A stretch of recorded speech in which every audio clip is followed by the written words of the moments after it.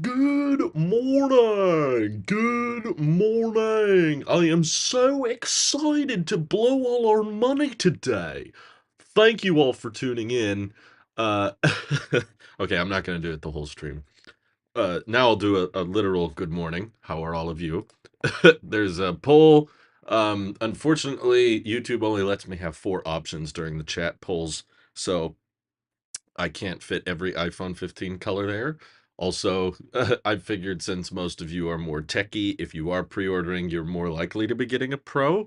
So that's why I'm starting with, we'll probably do several polls during the stream.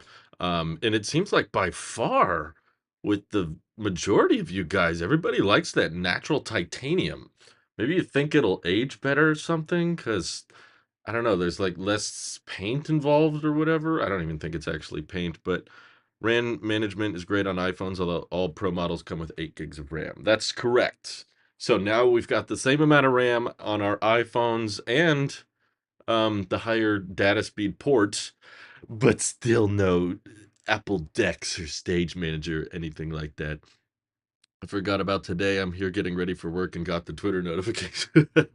You should have been ready. Are you not a true Apple sheep? Come on. Come on. All right. So Hugh Russell's asking the big question that I keep getting asked on Twitter. I've left you all in suspense for far too long. What am I getting? So first of all, I should preface that I don't intend on keeping anything. I'm just doing this for you guys, just for review purposes to check out the new phone. But for the first time in I think maybe 3 to 4 years, I wanted to mix it up a bit this year. So on launch, I think this is the first time since ever I will not be getting a Pro today. I'm actually going to go with a regular iPhone 15 because actually the regular iPhone 15 kind of impressed me more than the Pros did. Maybe my expectations were too high for the Pros, but typically whenever the lineup is feeling a little bit lacking in some way, or you feel like it wasn't as impactful or as big a deal as you were hoping, that makes me tend to fall for, okay, some of the features are cool, but not everything got what I wanted. So I'm going to go with the cheapest one available. This is the example I'm thinking of in my head was the iPhone 12 lineup. I thought that the 12 Pro deserved 120 hertz and it didn't get it. So overall, there was just a little bit of disappointment in the air, but I loved the 12 mini. It was the first year we got a mini iPhone officially. So I was like, you know what? Okay, if this is the year that I feel like the pros weren't quite all that we were hoping for, then the 12 mini is what I like, and that's what I'll check out. Um, Now, I did also review the 12 Pro Max that year, so I was playing both sides. But part of the reason I actually want to review a 15 Pro later and not on launch is because they talked about features that are not yet available. So the 15 Pros are getting spatial video recording, which they said is coming later this year. And I want to, if I review it, I want to try all the features. And if I get it on launch day, I'm not going to be able to keep it probably until spatial video is available. Also, Apple tends to have longer holiday return windows as well. So I could probably try out the 15 Pro for longer if I wait until later in the year where all of those features are available. So I think I will eventually review a 15 Pro, but just not at launch. So the big color choice for me, this might come at no surprise, but I'm going with the barely blue color. I think out of all the 15 colors, that one, for some reason, this blue hits different. I don't know.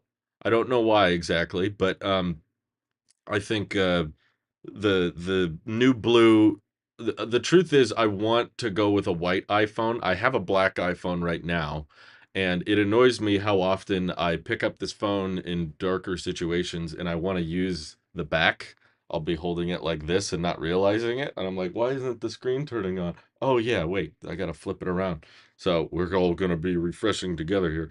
Um, and I miss having a white iPhone. For one, it's better for thermals. They're less likely to overheat. I didn't know that, but I've seen tests of people doing that. But they got rid of the white option on the regular iPhone 15s, except for the fact that blue basically looks so white.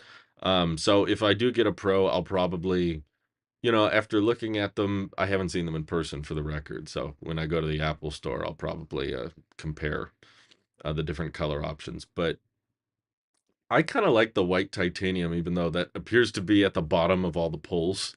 No one, no one agrees with me, including this one. You guys all voted, and white is dead last. I don't know. I like the cooler, lighter colors. Better for thermal management. Better for detecting. Is the front of the phone facing you, or are you looking at the back of the phone? When it's dark, you can't really tell. I like the look of the black iPhones. I do think they're very stealthy and very clean looking, but from a functional standpoint, I don't think they're as good for thermals, and they're easier to get turned around on. What do I think is the biggest yearly update since iPhone 10? Uh, Maybe the 12 was a pretty big redesign, and they introduced a new size. But this year feels pretty big. Like I keep saying, it's this year, in my opinion, is kind of big if you're a techie person, because to a techie, I feel like the the charge port changing is pretty rare. That's only happened once before in the entire iPhone history. So anytime there's a charge port change, to me, that's a pretty big deal for an iPhone. But I guess outside of the charge port change, it's probably not that big a deal. The Pros did get titanium. It's the first time they've used that in a phone, so that's kind of a big deal. But um, I wonder if we're going to get a special shade of white on the middle of next year. I think they'll do product red next year, because usually they almost always have done a product red. It's kind of bizarre that they didn't do one this year. Um, Staying up to have a one cable live. I'm excited for that. We're going through a lot of what do you call it? Fall cleaning right now. We're getting rid of a lot of old tech and figuring out what can we donate, what can we recycle. I hate to break it to you, but I've got a lot of old lightning cables that don't work anymore. So you can't necessarily just give those away to people, because obviously that's not going to work. So we're having to find where all the e-waste recycling facilities are, and just trying to find homes for everything. And oh, I'm so sick of how many different cables there are. It's ridiculous. I'm looking forward to a world where hopefully we just have one port, one cable that can do everything. Um, Divot, thank you for the support. I know he's been back and forth a bit, but thank you for joining Tailosive Tech Plus. Only reason I'm waiting for next year is because I know the lineup will be switched up. The Plus models aren't doing well like the Minis, so 2 years is enough for them. I'm hoping that they bring back the Minis, but unfortunately, I haven't seen any rumors alluding, excuse me, any rumors suggesting that that's going to happen, unfortunately. Um, Somehow the general public get mad at Apple for changing the port, and there's some weird story that Apple changes the port every couple of years. I don't understand how people think that. Well, I guess to them, maybe it doesn't feel like that long ago that they switched to Lightning. If you're following the iPhone upgrades every year and you're in the tech community, you know that is not a very common thing. But uh, basically, the general public, everyday people, they hate any new technology, really, because they're probably mad that Apple released a new iPhone at all. Like, even if the iPhone 15 had Lightning, they'd probably still be mad that it exists. It's like, why do you got to keep coming out with new ones? The general public would probably want Apple to release one iPhone every 10 years that just works flawlessly and costs $10. That's what the public wants. But perhaps the Mini will come back at the SE. I wish, but that's not what's rumored to happen. There's been lots of rumors and leaks from decently credible sources that are talking about the next generation SE, and none of them are suggesting that it's a Mini. They're all suggesting that it's a basically 6.1-inch iPhone 14 looking thing. Basically, just picture an iPhone 14, which is the same as a 13. Picture an iPhone 13 with a USB-C port, and that's it. Still got a notch, maybe one camera on the back instead of two, but still 60 hertz and all that. Probably not as bright a display as the 15. Um, and that's what's been rumored for quite a while now. The rumors haven't fluctuated too much, so I hope they bring it back, but I don't have too much hope, unfortunately. Did I see about the blue titanium iPhone having the frame fade in color around the buttons? No, I didn't hear about that. I'm sorry. I need where? Give me a second. I need a tissue. I don't want to be sniffing on you guys the whole time. There. I knew I had some. I came prepared. Excuse me. Okay. How fast do these things sell out? Asks FreezeCuber. It depends every year, but in my experience, pretty much if you're refreshing, if you're on this live stream, you're refreshing right when the store goes live with everybody else, you should be fine. You should have no problem getting them on launch day. Probably my guess are the pros are going to start to get pushed back faster. The pros are usually are what's pre-ordered the most because if you're an everyday person, you're not usually up at 5 a.m. like me, pre-ordering an iPhone. So the pros are usually higher in demand, and also because they require the LTPO panels, they're typically lower in supply. But we'll see. It changes every year, but typically, as long as you're up pre-ordering with everybody within the first 10, 20 minutes, you should be fine.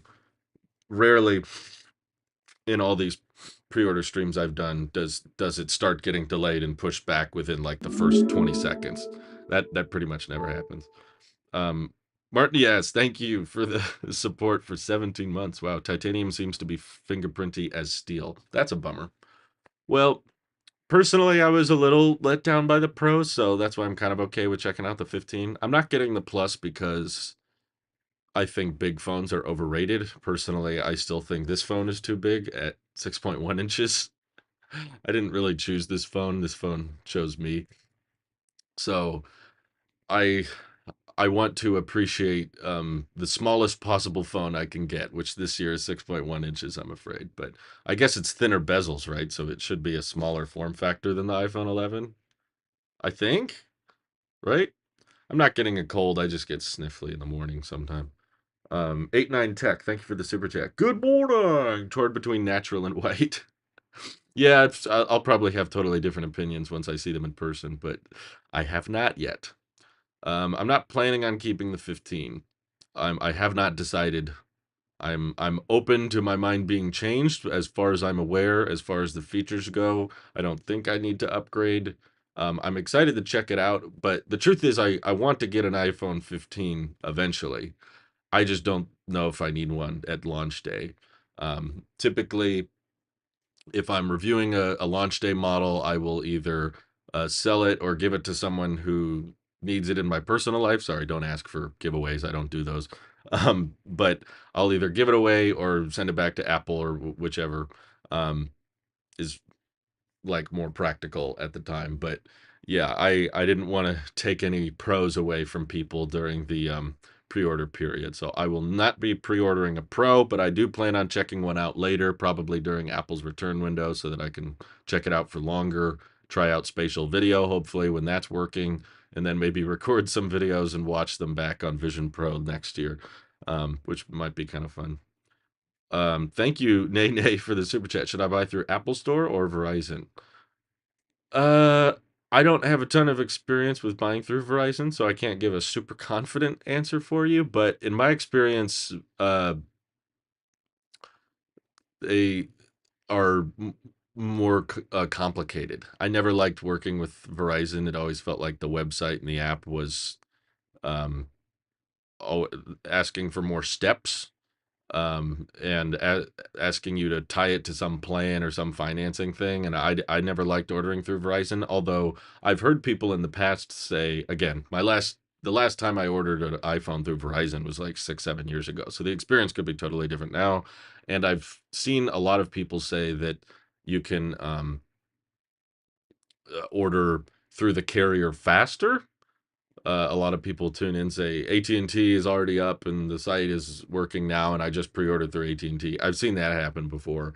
So maybe the carriers will be online and working like a couple minutes before the Apple Store, but they all have their own separate stock. So in my opinion, it's not like you need to make sure I got to order through one store because it'll be up 2 minutes before the Apple Store. It doesn't make it. Verizon's got their own stockpile of iPhone 15s, and Apple's got a separate stockpile. They're not pulling from the same pile.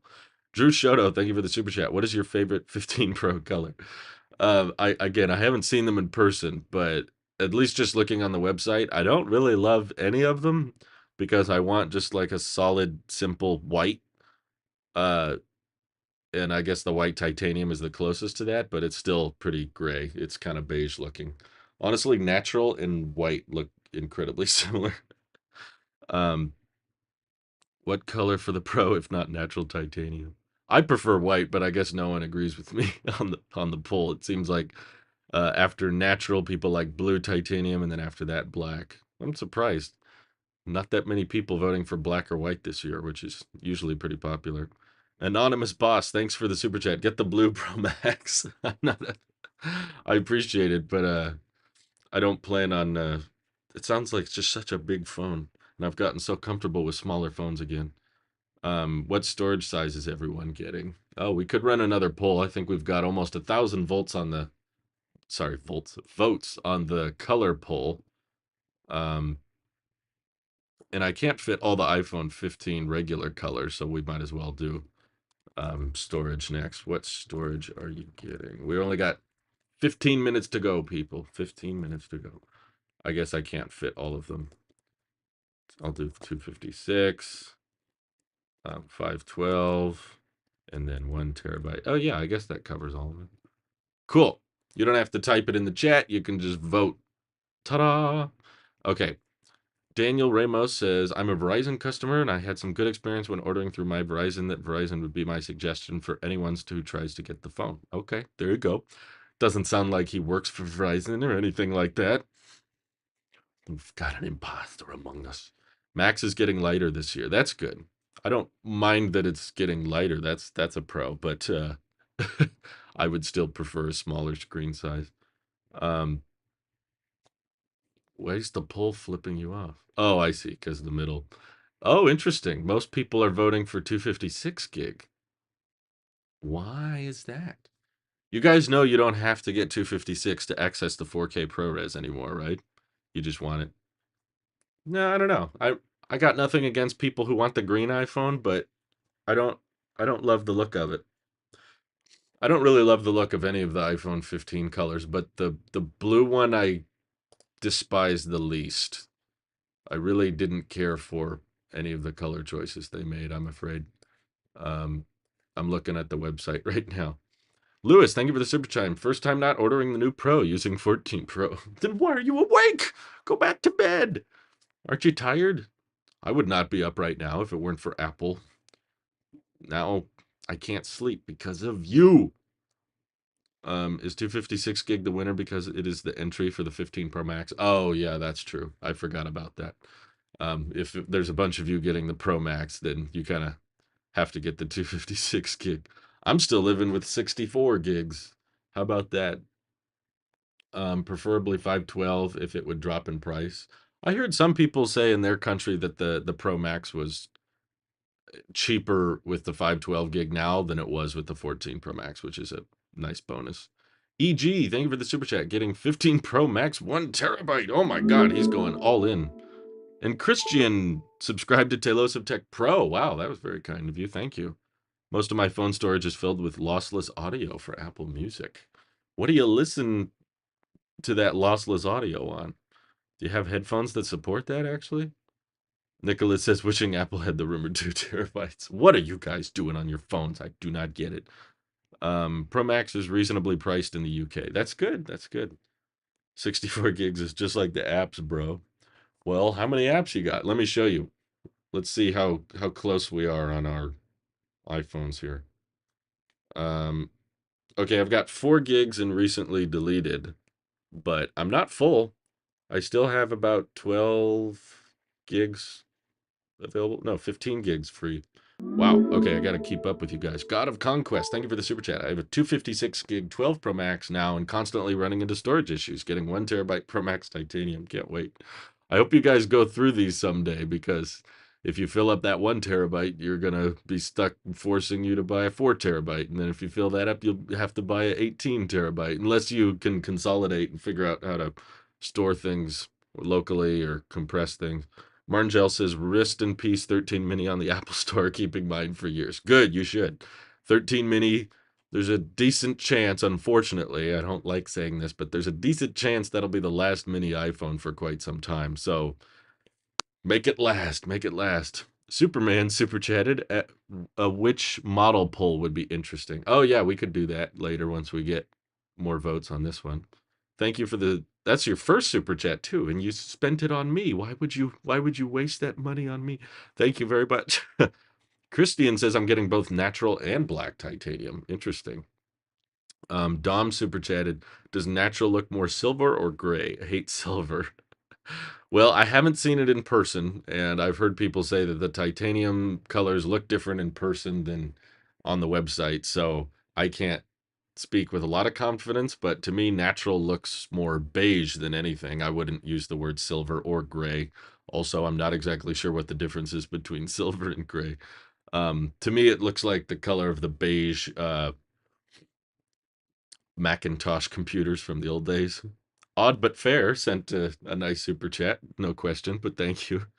Michael Corcoran says USB-C will make life easier for audiophiles, finally be able to just directly plug into all USB-C DSCSs, although we're starting to see MagSafe DACs. Oh, that's cool.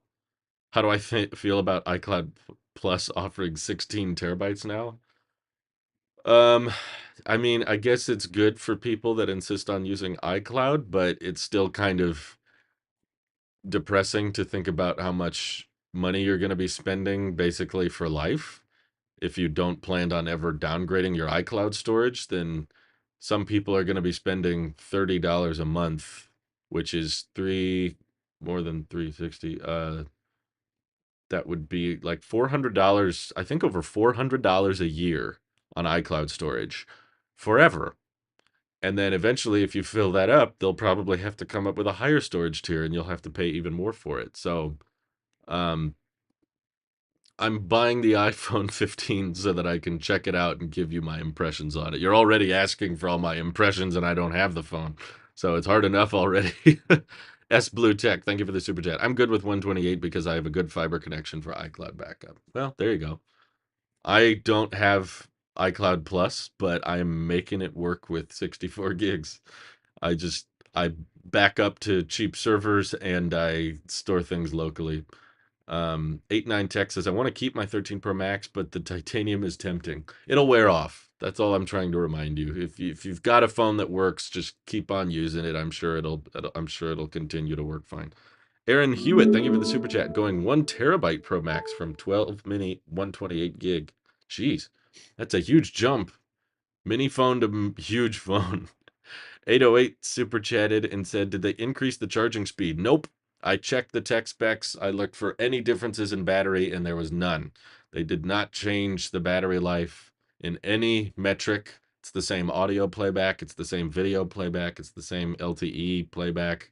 And the charging time is identical, which was a huge disappointment in my opinion. That would have been a very easy inclusion. We know that Apple knows how to make faster charging USB-C ports because they put them on their iPads and Macs, and for some random reason they put them at the exact same charging speed as the iPhone. I don't know. It feels like they're dragging their feet. They're like, okay, we kind of have to put on Type-C, but we're not going to try very hard. You know, most Androids do not have USB 2.0 speeds. It feels like kind of an intentional slap in the face to do USB 2.0 on the iPhone, but whatever. Tyler Forte, thank you for 26 months of support, says, pre-order day makes me feel like a child on Christmas. I know the feeling. It comes every year, right? Anonymous Boss super chatted, the M3 MacBook Pro are coming October, right? I'm afraid not, actually. Ming-Chi Kuo and I believe Gurman has agreed with him on this, have both said that there's no new MacBooks coming this year. There might be an M3 iMac in October, but all of the M3 MacBooks have been rumored to be not available until next year, which actually makes far more sense to me. I never understood the reports claiming that there would be new MacBooks in October because we just got a 15-inch MacBook Air in the summer. So it would be weird to refresh one of them and not the other, or refresh both of them this quickly because the 15-inch Air is so new. So I was like, I'm confused why they would drop new laptops later this year. and it turns out my suspicions were correct. It doesn't sound like it's coming. So there probably won't be an October event, by the way. Quo also said no new iPads this year. So decent chance that we're kind of done with the major Apple releases this year. Maybe we get an M3 iMac with some USB-C accessories, but that could probably be done via site refresh. I don't think they would do an event just for that. Um, but I appreciate the super chats, guys. That you guys are being far too kind. Far too many of you are. Save your money. Don't you guys got to have some money left for pre-orders? Please, please don't drain your bank account. Divot says, "Did you see earpods wired with Type C support lossless Apple Music? Really? I don't even know if the earpods could articulate lossless properly." Apple seems to focus pretty hard on longevity of the life of iPhones now, and if most people don't use fast charge, doesn't the battery last longer? Yeah, I guess, but not substantially. I mean, they degrade now, and they probably would still degrade with higher speeds. We haven't seen evidence with the Android phones that support the higher charge speeds that they degrade significantly faster. The 14 Pros were all degrading super fast, way faster than usual, and they didn't charge over 20 watts anyway. Ben Childer super chat had been watching since the iPhone 10 pre-order stream. Cheers, mate. Yeah, that was a big one. I remember that was probably I think my biggest live stream of all time. That's I appreciate you sticking around so long. Thank you. God of Conquest super chatted. iPad Pro has Thunderbolt 4, but not the iPhone Pro. I know. Isn't that funny? Because the iPad Pro you can get for $800. $800 with an 11-inch display and it has Thunderbolt. But the iPhone, which is costing $1,000 or $1,200 or more, that doesn't get Thunderbolt, right? I guess it's a software thing. It's like, well, we don't have any software that can take advantage of that on the iPhone, so we didn't include it. But that's why I thought maybe, what if they are secretly Thunderbolt and they're saving a big update for iOS 18? Don't believe that. That's pure speculation on my part, but it would be kind of funny, and it would explain why Apple is not selling any USB 3 cables anymore. They just sell USB 2 and Thunderbolt. That's it. They don't have anything in between, which is kind of funny because the iPhone Pro is in between. Like you can't just buy a USB 3 cable if you want the faster data transfer speeds. They want you to buy a Thunderbolt cable, which is kind of overkill because the iPhone isn't Thunderbolt. Start Select super chatted. Do I think the A17 Pro will be in the next iPad Air? Usually Apple doesn't put anything branded Pro in non-Pro products. Very rarely do they do. I mean, they bring down Pro features, but if it's branded Pro, they typically, like, they brought Dynamic Island down to the regular iPhones, and maybe next year they'll bring the Action button over, but it's not called Dynamic Island Pro. It's not called Action Button Pro. It's just Action Button, Dynamic Island, and that kind of stuff. So I personally think that if they branded it A17 Pro, they probably don't plan on using it on any non-Pro products. So the iPad Air is using M chips, not A series chips for one. So I don't think it would get an A17. But an iPad 11 or budget iPad could get a regular A17 chip in the future. Zach D. Hawson, thank you for joining Tailosive Tech Pro. That's very generous of you. 89 Tech Super Chat, it says, if your mom quits on the 13 Pro Max, would you use it? um, maybe. I kind of am tired of switching phones. I already have to switch all the time, and I don't really want to switch phones again unless it has Type C. I definitely don't want to go back to another Lightning iPhone. I'm already on one, but she's happy with it. I don't think she's going to quit on it. She's had it for 6 months now, so I don't see her changing. Noisy Ando super chatted. Can't wait to upgrade this year, going from the SE 2020 to perhaps the 15 Pro Max. Sheesh.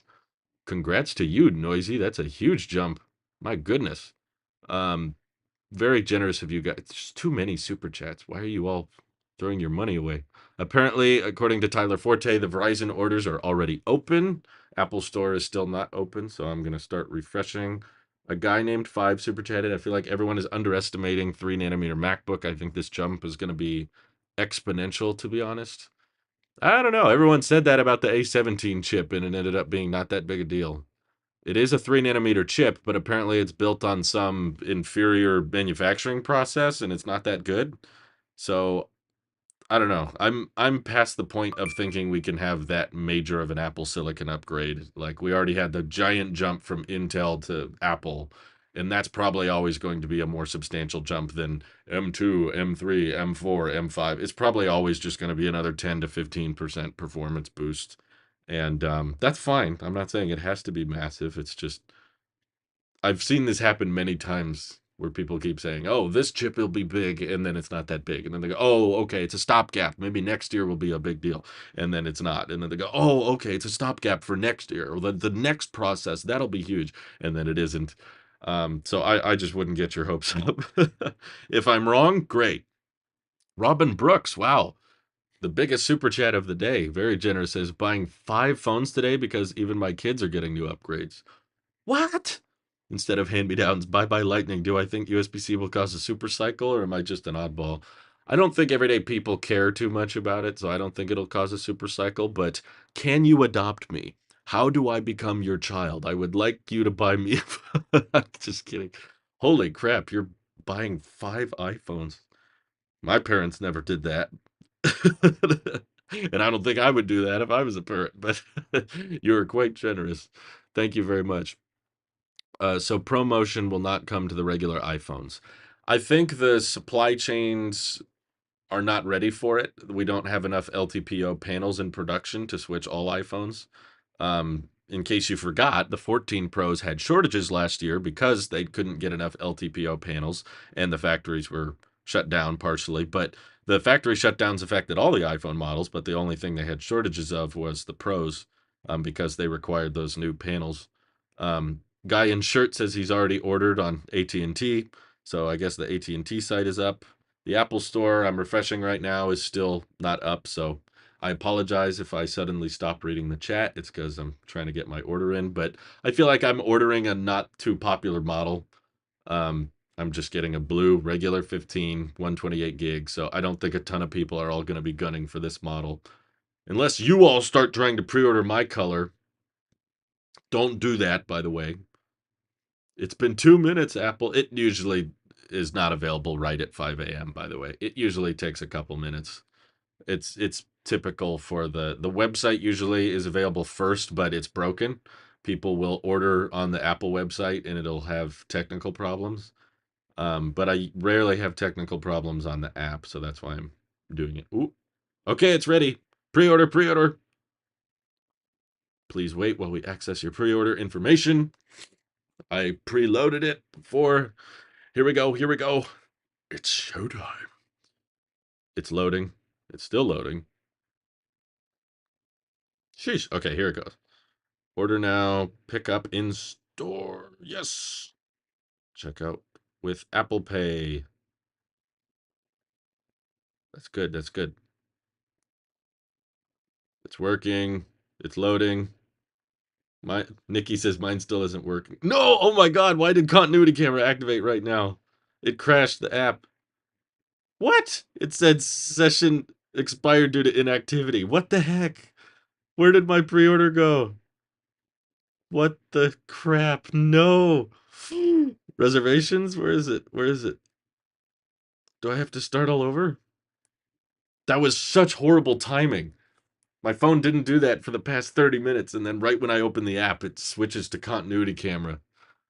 My MacBook is sabotaging me. No! It's still loading. Nothing's loading. Oh my god. It just works. Oh. Now I'm getting stressed out, guys. Do I need to start over? Where? Okay. The, that whole reserved process was completely wasted. It's not showing up anymore. Okay, regular 15, blue. I'm starting from scratch. We're not trading in. We're paying outright. We're unlocked. Please, please, please. Let's go. Let's go. Product added to bag. Buy with Apple Pay. Come on. Yep, yep, yep. That's it. That's it. Good, good, good. Check in. Okay, okay, okay. Um, it's too many steps. Don't delay. It's not listening to me. This is frustrating. Wow. I do not want to apply my balance, but it's forcing me to. Interesting. Okay. I'm just gonna hit continue then. I'm not gonna show you that information. Wow. Look, it just has all my personal info on one page. Why don't I dox myself? Okay, processing. Payment failed? What? But it's an Apple Card. How could it fail? Oh my God, the pickup time is already slipping. Why did it say payment failed? Okay, processing. Say accept. Done. I think I got it. We look forward to seeing you soon. Okay. Oh, gosh. People are saying it's not open, still broken. Mine went through in Australia. Canada not loaded yet. Says cannot be fulfilled. Big oof. Okay. So I had money on my Apple account balance and it would not let me turn it off. I was like, I didn't want to spend my account balance, so I kept re-editing it to zero. And every time I'd edit it to zero, it would ignore me. I'd hit apply, and then it would still apply the balance. So I used up my Apple account balance on this phone. I guess maybe I have to keep it now. No, I don't know. The website isn't open, but the app is. Okay, I didn't get a charge on my card. I'm gonna see if I got an email. But what was the freaking point of doing that uh pre-order, like make a reservation where you like select your order? It did that and I opened the app and it was like, "Hey, your reservation is ready." And I went through it and then continuity camera on my Mac freaking launched and then it closes the app and I disconnect continuity camera. I go back to the app and then the app says session expired due to inactivity. I was out of the app for 2 seconds and it was the MacBook's fault. Like, bruh. Okay, I got the email that says we're processing your order. I'm getting the official here, I'm not going to reveal everything, but iPhone 15 um in blue 128 gig. I'm fine with that. People are saying the app is not open. The UK is not online yet. Oh my God. I can't believe Apple's been doing this for what, 15, 16 years now, and they still have this problem every year. The site crashes, the bugs. What a what a stressful experience. Mango Talks Tech says, though I went through desktop when I ordered it, I don't trust purchasing on mobile. Large Quest always freak mobile platforms. That's funny you say that. I've had the exact opposite experience. Every year when I do this, I hear way more people having issues with the online store on the website and not as much through the app. Krista super chatted. Oh, is that Krista White? How are you doing? I haven't heard from you in a while. Good to see you. She said mine expired too. I just had to go back to For You. Oh, interesting. I didn't find it in the For You page. I went to reservations and it just kept loading. It was just the loading screen indefinitely. Blue Text is still not working on the West Coast. Um, so you had to go to back up there. Okay, I should play around with the website just to see if anything's getting delayed. I think the pros are going to get pushed back first. Simply Pop says still close here in New York on app and website. Jeez. Oh, on the website it's not up for me. So I'm glad I went through the app. It's not available. Um wow. Okay. Why aren't you getting the 15 Pro Max to test the new telephoto camera? For one, it's 5x. Like, I don't know. I was kind of disappointed I was kind of disappointing about the telephoto lens not being that much of a zoom. And also, I would like to check out spatial video, which is not going to be available at launch.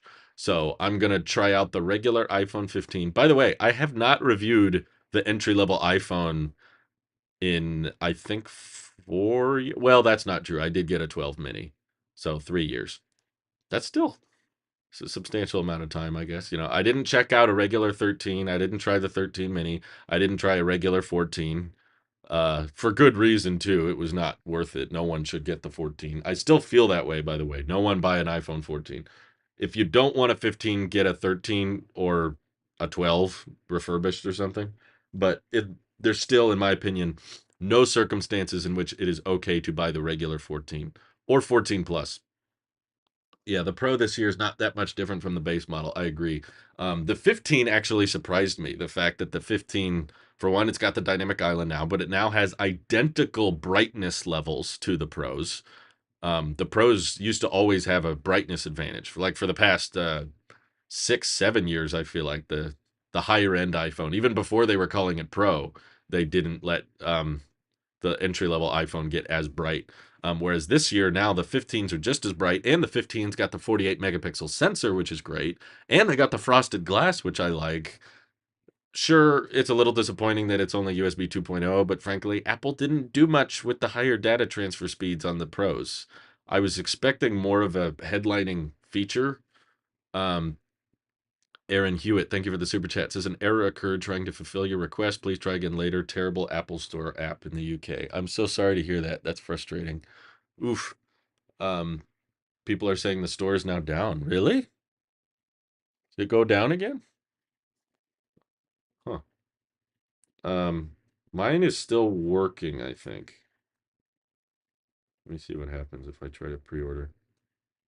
I'll do my exact same configuration again and see what happens. Um, do I think the 15 is worth it coming from iPhone 5C? No, I don't know. You should probably hold on to your 5C a little bit longer. I don't know. Probably. I mean, I'm all in favor of you holding on to older tech, but the 5C is probably not working very well. Thank you for the super chat, Neem. God of Conquest super chatted said, I got mine 15 Pro Max 1 terabyte site on Mac worked great. Okay, well, someone's getting the website to work. That's a good sign. I'm trying to stay on top of the super chats here. Error in Ohio. Well, yeah, Josh, you're in Ohio. Of course, there's going to be problems. You should be used to that. You're in Ohio. Um, I shipped to home and now I'm scared for doing the trade-in process. It's fine. Don't worry. It's not a big deal. Trying to order in Australia on the biggest carrier, Telstra, and the website is jacked up. Oh, geez. What a nightmare. I'm so sorry. Store gives me errors. Okay, now I'm feeling glad that I am only pre-ordering one. If I had to pre-order two today, I'd be so stressed out. But yeah, I thought the regular iPhone models were more impressive to me than usual, so I thought this would be a good year to try out the entry level model. Okay, let's see if there's any ship time delay on the model I just ordered. I'm choosing unlocked. Ooh, but it's really loading. It's really not responsive. I've played with the Apple Store app before. It should not take this long.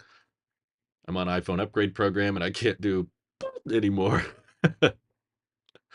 Jacob says the store crashed. Just went on to look at my order and it says can't connect to store. How does this happen every year? I swear. Apple, with all of their money and all of their resources. Okay, it literally is crashed for me. It's been stuck on this loading screen for the past. Oh, it just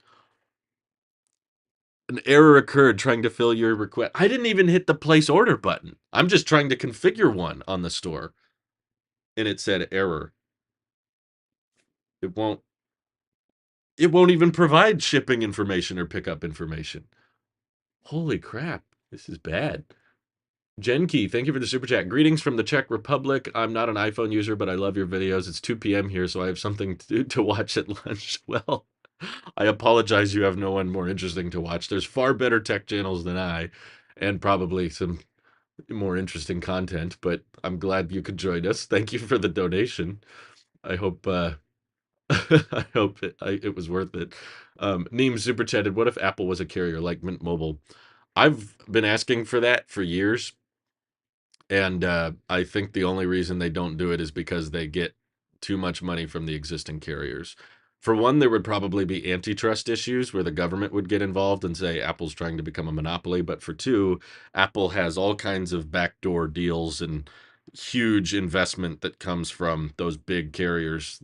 I think they influence iPhone design, honestly. I think the switch to eSIM I don't personally think was a major push by Apple. I think the reason that they still have physical SIM in other countries, but they don't have it in the US is because Verizon and AT&T and T-Mobile probably offered some really, really big investments if they got rid of it in the US market because they know that they can charge more or make it harder for you to switch phones around with eSIM. So basically, eSIM encourages people, it makes it pretty easy to upgrade, but a lot harder to downgrade or change phones.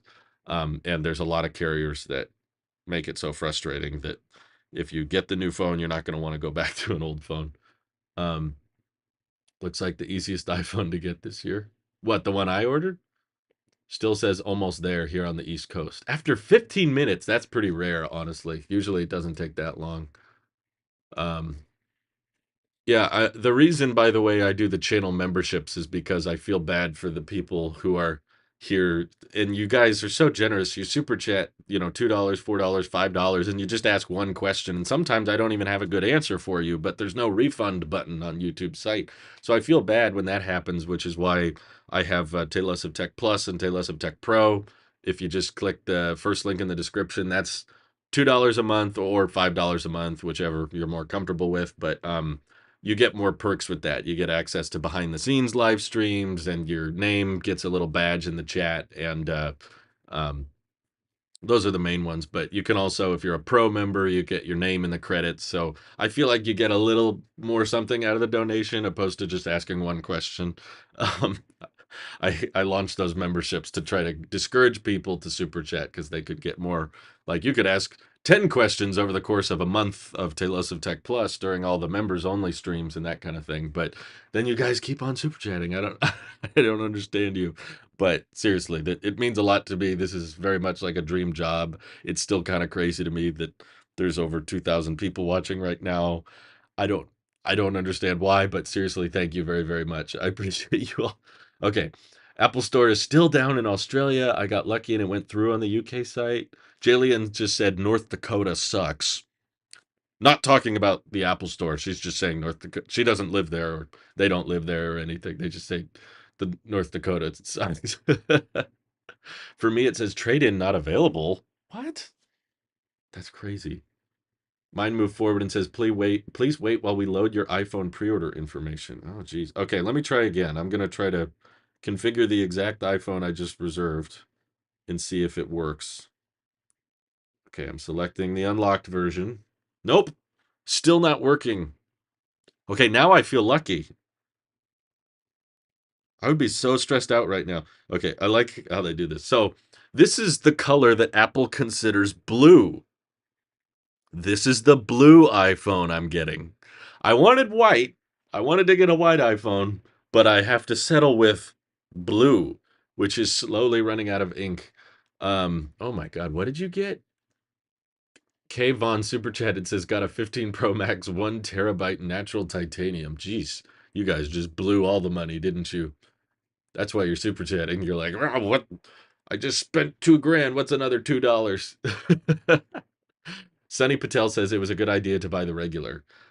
Yeah, I mean, sometimes they have iPhones available that you don't pre-order if you go in store. So there's a chance that maybe last second I decide I do want a Pro. There was a part of me that was like, maybe if I'm getting the one thing that I'm not happy with the older iPhones. I honestly am fine using the older iPhones. I still think the iPhone 11 has a great camera. The A13 chip is still plenty fast for me. But the one thing I'm getting annoyed with, especially whenever I go on a big trip, is Lightning. And I want to charge everything with Type C.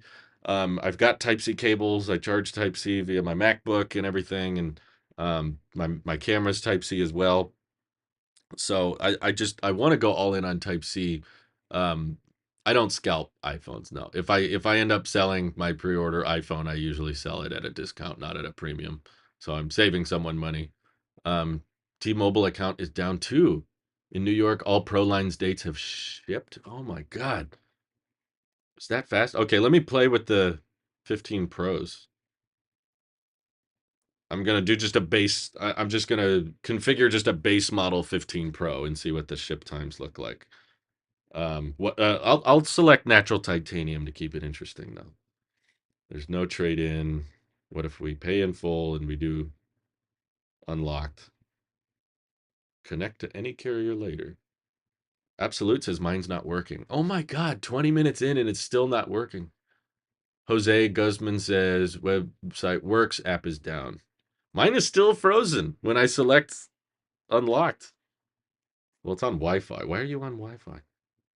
I hope my Wi-Fi is not acting up. Well, I'm live streaming, so my Wi-Fi shouldn't be acting up. Barcode says both my apps weren't working. Wait, how do you have two Apple Store apps? I think I got the we're processing your order thing.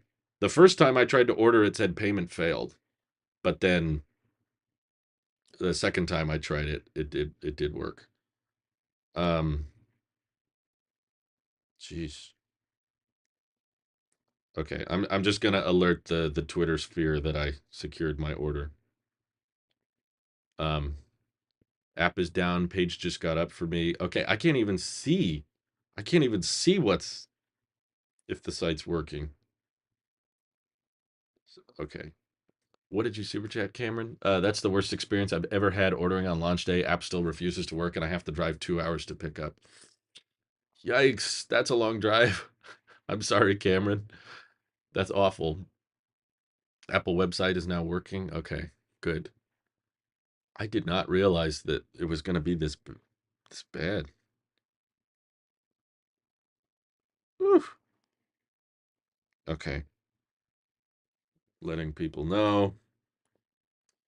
I can't believe iPhone Pro cost $2,000 in Australia. New iPhones used to only cost 1,000. How does a few Pro features justify double the cost? Well, for one, while it is 1,000 in the U.S., that doesn't include sales tax, and I believe Australia does include VAT.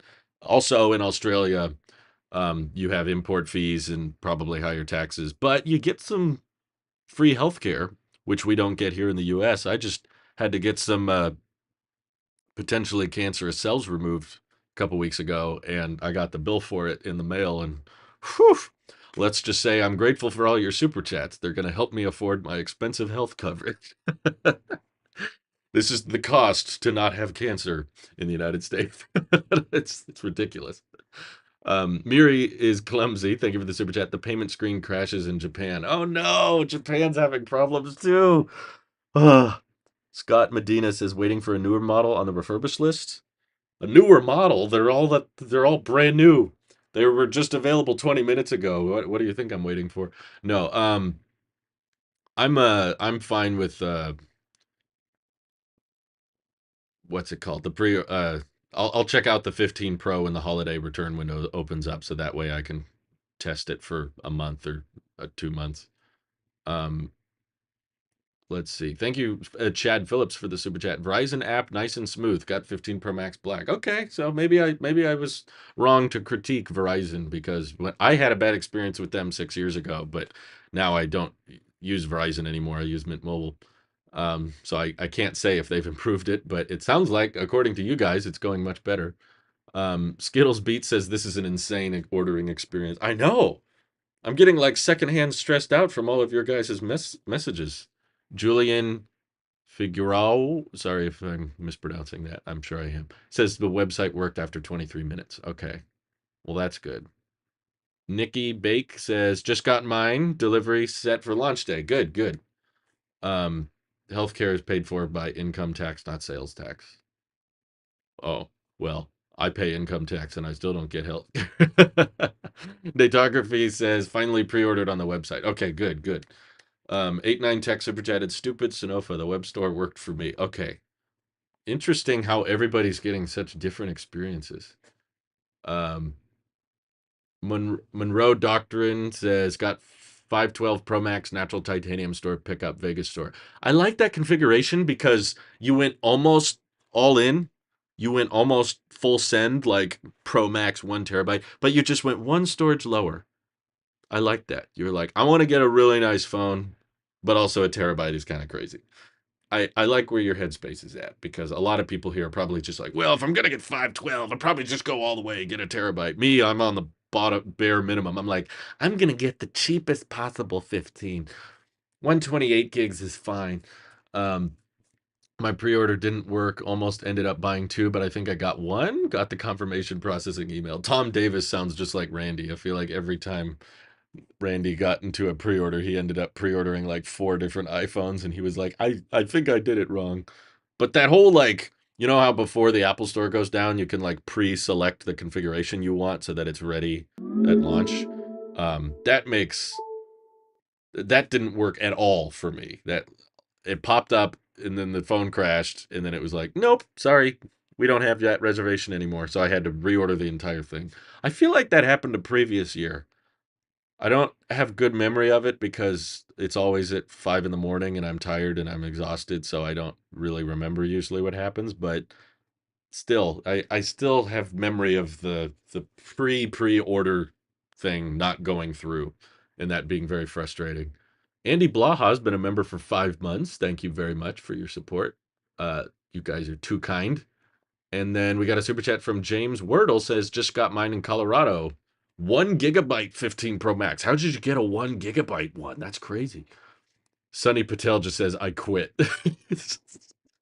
Sunny's just like, you know what? I don't even want it anymore. That's funny. Theme Pro super chatted, white titanium 256 gig Pro Max pickup on launch day. Good for you.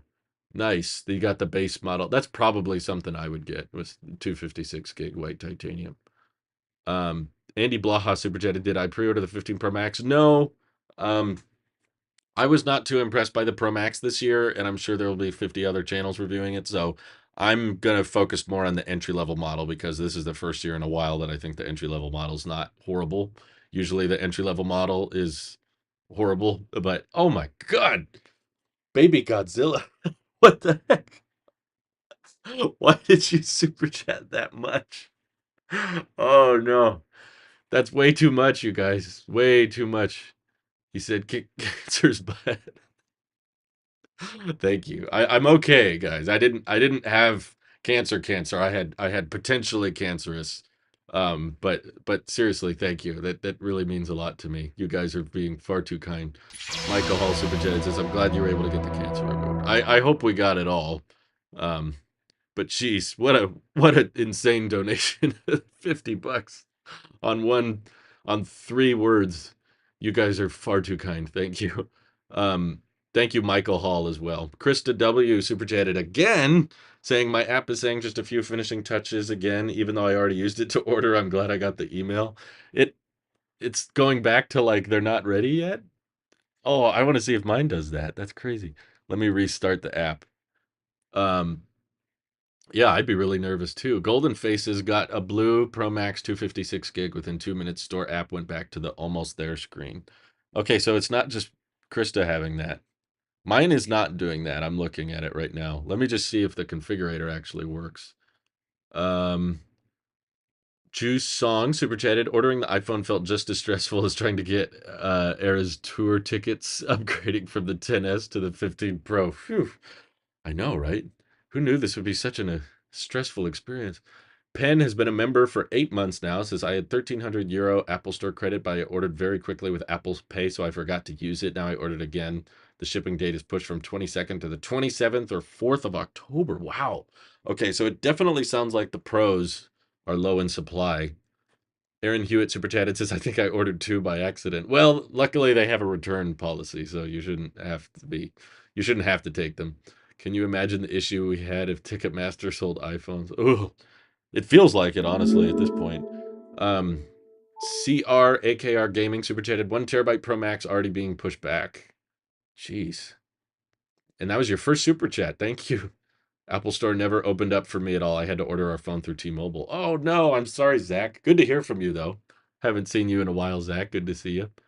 Ben Close says MKBHD is probably buying out all the pros. Probably, but Marquez already has one. Let's be honest. He doesn't have. He has an iPhone 15 right now. He's just not allowed to talk about it. Christian says I'm only reviewing it on a video, so I'm not keeping it. Funny that I got a Series 7 Apple Watch in black titanium. Oh, you did? Did they have titanium? Oh yeah, that was before the Ultra, wasn't it? I forgot about that. Okay, let me try a base model 15 Pro and see if it works. Um, every time I select unlocked, oh, it's working this time. Oh, it's definitely pushed back. Okay, it's available on launch day at Apple Store pickup, but if you want it shipped to you, the entry level 15 Pro with natural titanium is now October 4th to October 9th. Less than 30 minutes in, it's already pushed back. Let me try a different color, like white titanium. Let's see. It says, okay, that's still available at launch for me, both shipping and in store. Oh my God, you guys don't stop, do you? DV Blues, thank you for the super chat. And Sergey Crawford super chatted for the first time. Why you guys all wasting your first super chat on me? I don't get it. Thank you. Andy Blaha super chatted, did I pre-order the 15 Pro? I'm sorry, I thought I answered that earlier. I did not, just to be clear. I ordered a base model. I got the cheapest iPhone 15 I could. But I did order it. I will probably review a 15 Pro later. Um, when the return window is on the holiday period, so I could keep it for longer. I want to wait because the 15 Pro doesn't have all of its camera features yet. It'll get more camera features later, like the spatial video, but I want to test all of the features out. Whereas the iPhone 15, we're not waiting on some software thing to come out later. S Blue Tech super chatted. After half an hour, I was able to order my Pro for launch day pickup at Apple Park, which is the nearest store to me. Oh, cool. Don't dox yourself now. Um, Michael Hall super chatted again. Oh my gosh. I pre-ordered the blue 512 gig 15 Pro Max. Surprisingly, it only took 10 minutes through the Apple Store app. Well, that's good. That's not too long. I did have some problems, but I got in, I think, about 10 minutes in as well. You guys are far too kind. Martinez says embargo lifts Wednesday. Yep, as usual, the YouTubers will all drop their iPhone 15 videos on Wednesday, and they'll all basically say the same thing. Okay. White titanium still available at launch. Black titanium still available at launch. Blue titanium still available at launch. So maybe it depends on your area, of course. But for me, the entry level 15 Pro is still mostly available. I wonder if it actually lets me order it, though. That's the real question. Sebastian, what do you. Can you at least ask a question so I don't feel horrible about these super chats? Why?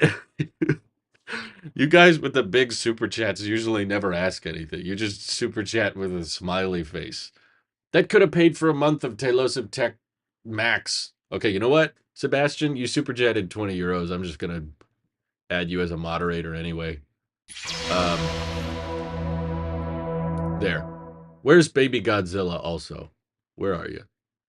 Are they still here? He super chatted too much earlier. He super chatted 50 bucks. I'm adding you as a moderator. I just want to remember next time you're in the chat that you're one of those people who super chatted way too much.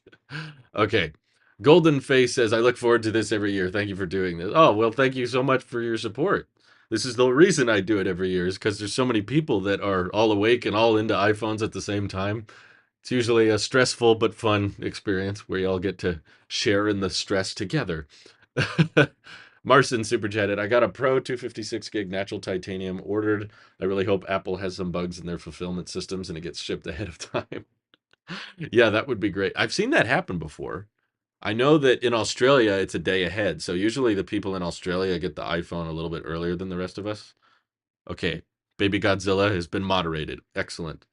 Um, I think I read that. That was your first super chat too. Marson. So many people have never super chatted before.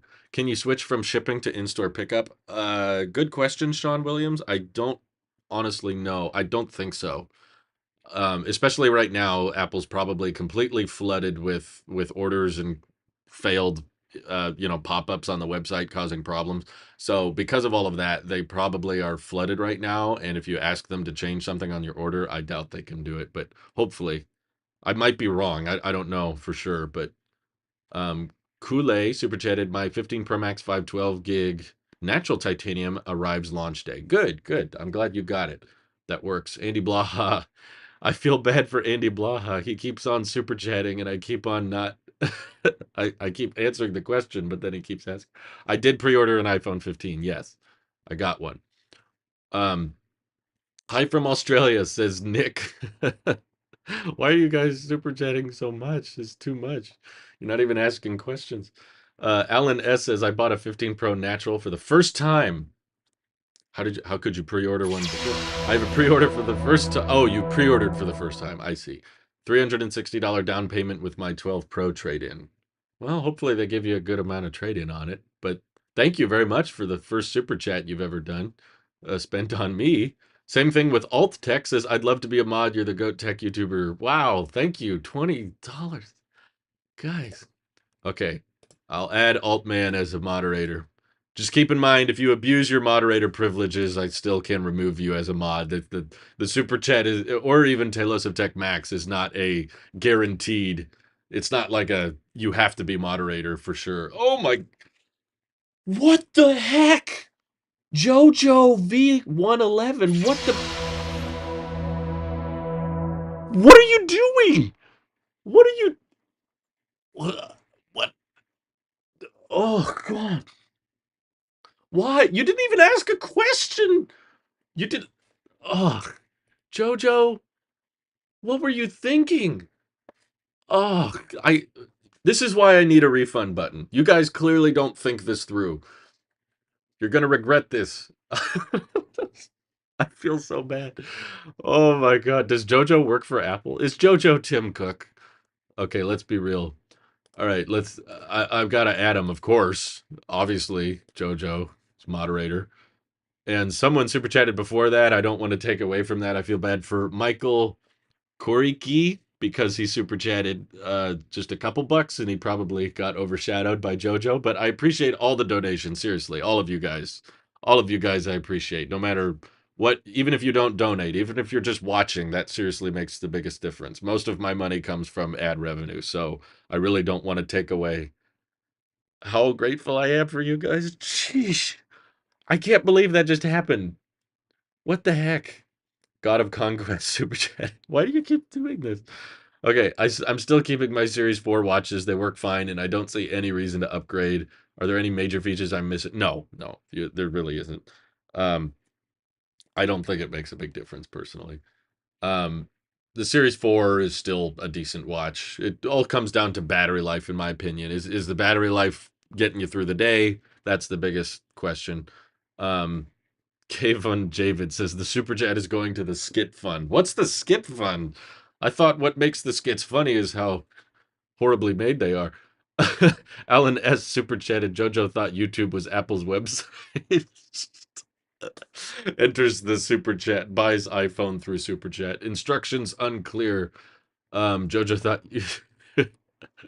I haven't seen JoJo. Oh, JoJo is in the chat. He says, "Guys, I bought AirPods through YouTube chat."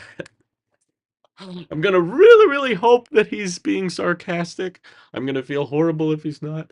Um, seriously, guys, save your money. Please save your money. Don't make me turn off super chat.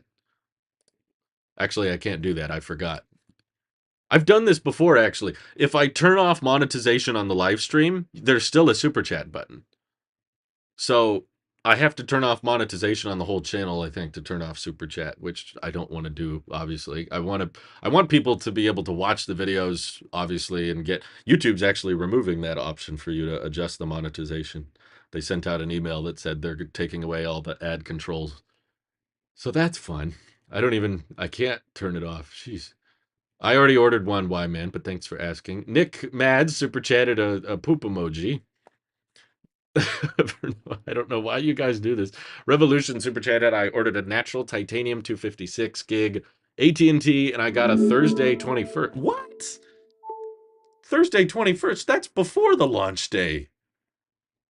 Revolution, where did you order from? Are you sure it's Apple's website?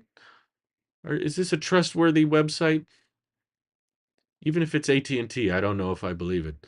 That shouldn't happen. That's not how it should work. Sunny Patel says, "Do we know how it went for that guy with 5 phones?" Oh, someone earlier sent the message. Sorry, I'm assuming it was a she. Yeah, Robin Brooks, here she is. That was miserable. I managed to get a white titanium Pro Max for store pickup on launch, but everything else had slipped. Oh, sorry, Robin. That's a bummer. Sunny Patel's been a member for 22 months. Do we know how it went for that guy? Yeah, sorry, I just answered that. Drew Shoto super chatted. I'm trading my 14 Pro Max to get the 15 Pro Max in natural titanium. This is just an every year thing, isn't it? For you.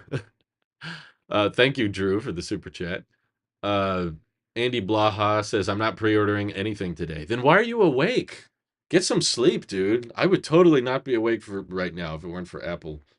Oh, David Taylor says 9/21 is the ship date. Okay, that makes sense. I got the blue iPhone 15 regular 128 gig. It was literally the cheapest iPhone possible. In the event that I end up keeping it, I want to make sure I got a good deal on it, I guess. Both iPad and iPhone store app are trashed for my pre-order. Waited 15 minutes and still looping between waiting for to almost there. I would be so stressed out if this happened. I know you guys are gonna make me cry with all these super chats. Please stop. Please, there's too many. JoJo should get, I don't know, a gold medal or something next to his name. I feel like YouTube should get some special treatment for people who super chat that much. I'm gonna heart it. Oh, that's cool. You can heart the super chats.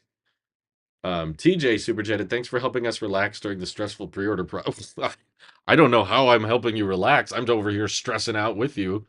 But if I helped in any way, that's wonderful because you guys helped in a massive way. Um, all of these super chats can help pay for all the expensive health care. 8-9 tech super chat. I got a feeling 15 Pro would be a mega hit. I hope. I mean, I hope people like it. But is my Apple Store app working? Okay, it's been 41 minutes. Let's see if I have any more luck. Actually, the last time I checked, it was working, but it's possible that the configurator is working, but not the actual ordering process. You could get the configurator thing to work, but then once you hit place order, it still crashes. That's which I'm not going to do, by the way, because I don't want to be stuck with multiple iPhones. But I'm doing another entry level iPhone configuration to see if the site is working. No, this is still available at launch for me. The black 15 128 gig is still available at pickup and for shipping on launch day, which is good. So torn between black and titanium. Aren't they all titanium? I'm surprised Apple chose such unoriginal naming for it. They were just like, this is black titanium, white titanium, natural titanium, and blue titanium. So much they're really embracing the titanium thing. I thought they would want to embrace USB-C more. Julia Rose super chatted. Apple better be glad I don't have money right now. Oh yeah, Tim Cook is so happy that he just drained everyone's bank accounts. He's over the moon. No, please, Ben Close, don't tempt anybody. Don't anybody even try to one up JoJo. Please don't. I'm gonna feel so bad. You guys are being far too generous. Kevin Javid just joined Tailosive Tech Pro. Thank you. Welcome. I will see you in the next members only stream. Um, it's just to emphasize tight. My configuration is pushed to October. Really? Which one is that? Let me try 15 plus. No, not delayed for me. Yeah, I really don't like any of the color options, honestly. Blue was the one I hated the least. Oh, wait a minute. I take that back. The the pink. The pink has been pushed back. Luna, what are you doing? Big fan of your skits and measured takes. Hope you can enjoy the supers for the stress they give. Oh my god. Well, that's basically a $20 super chat. So I'll add you as a mod. Thank you very much. You guys are far. You guys, I got to start muting people if you keep super chatting. I'm trying to partake in your flavor of sarcastic humor. Fair enough. Fair enough. Um, Pro Max 256 gig natural pushback to 9th of October here in the UK. Wow. Oof. Who's this? Somalia, sorry if I'm mispronouncing that, says after 3 failed transactions, geez, finally managed to pre-order the 15 Pro in blue titanium for all their supposed tech supremacy. Apple really struggles with this every year. I know, right? How can they not figure this out? No matter what, it always breaks. Hey, Krista White, join Talos of Tech Pro. Thank you very much. That's very kind of you. Um, you get a moderator. You get a moderator. Well, I mean, if you subscribe to Talos of Tech Max, that's supposed to give you moderator access, and there's a lot of people that are basically super chatting $20, which is the price of Talos of Tech Max. So I feel like they should get something for it more than just me reading their message. Some of you guys super chat and don't even say anything, and I'm like, bruh. But thank you so much for the support. Alexander and John says, when is the embargo? Probably Wednesday. Usually it is. Um, Oh, there's Jojo. He says, "Is it that they can't figure it out, or is that it's not possible to make smoother?" Well, that's what I'm starting to wonder. Is it even possible? Because I feel like if anyone could handle all of the pre-order stuff, it would be Apple. They've got trillions of dollars, and their iPhone is their bread and butter. That's what they make most of their money on. And of course, there's a huge spike in iPhone orders on launch. So you feel like they would be incentivized to make this work really, really work, to make the site be functional. But who knows, maybe they like that we maybe they like this is intentional.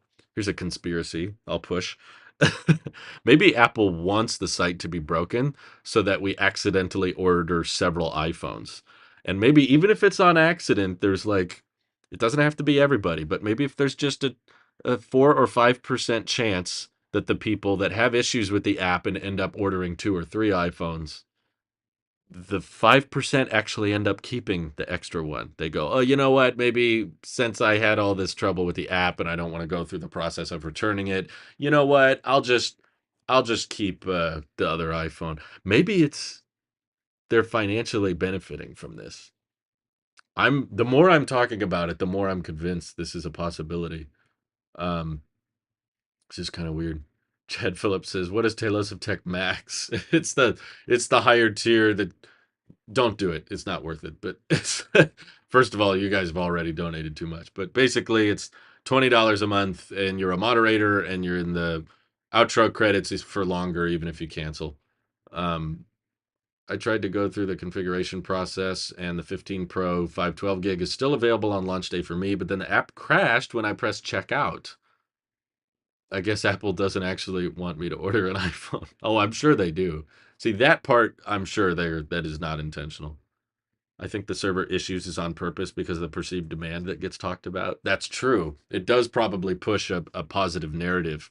I bet there's a bunch of Mac rumors and 9 to 5 Mac articles being worked on right now that all say iPhone pre-orders failing and site issues because of Apple's going to issue a statement that says, "Oh, due to high demand, we had huge issues. There's so many people that want the new iPhone." They're like, "Everyone, stay back. There's enough for everyone. Don't trample us." And no one's doing anything. Everyone's just standing there watching. "Guys, stay back right now. Stay back."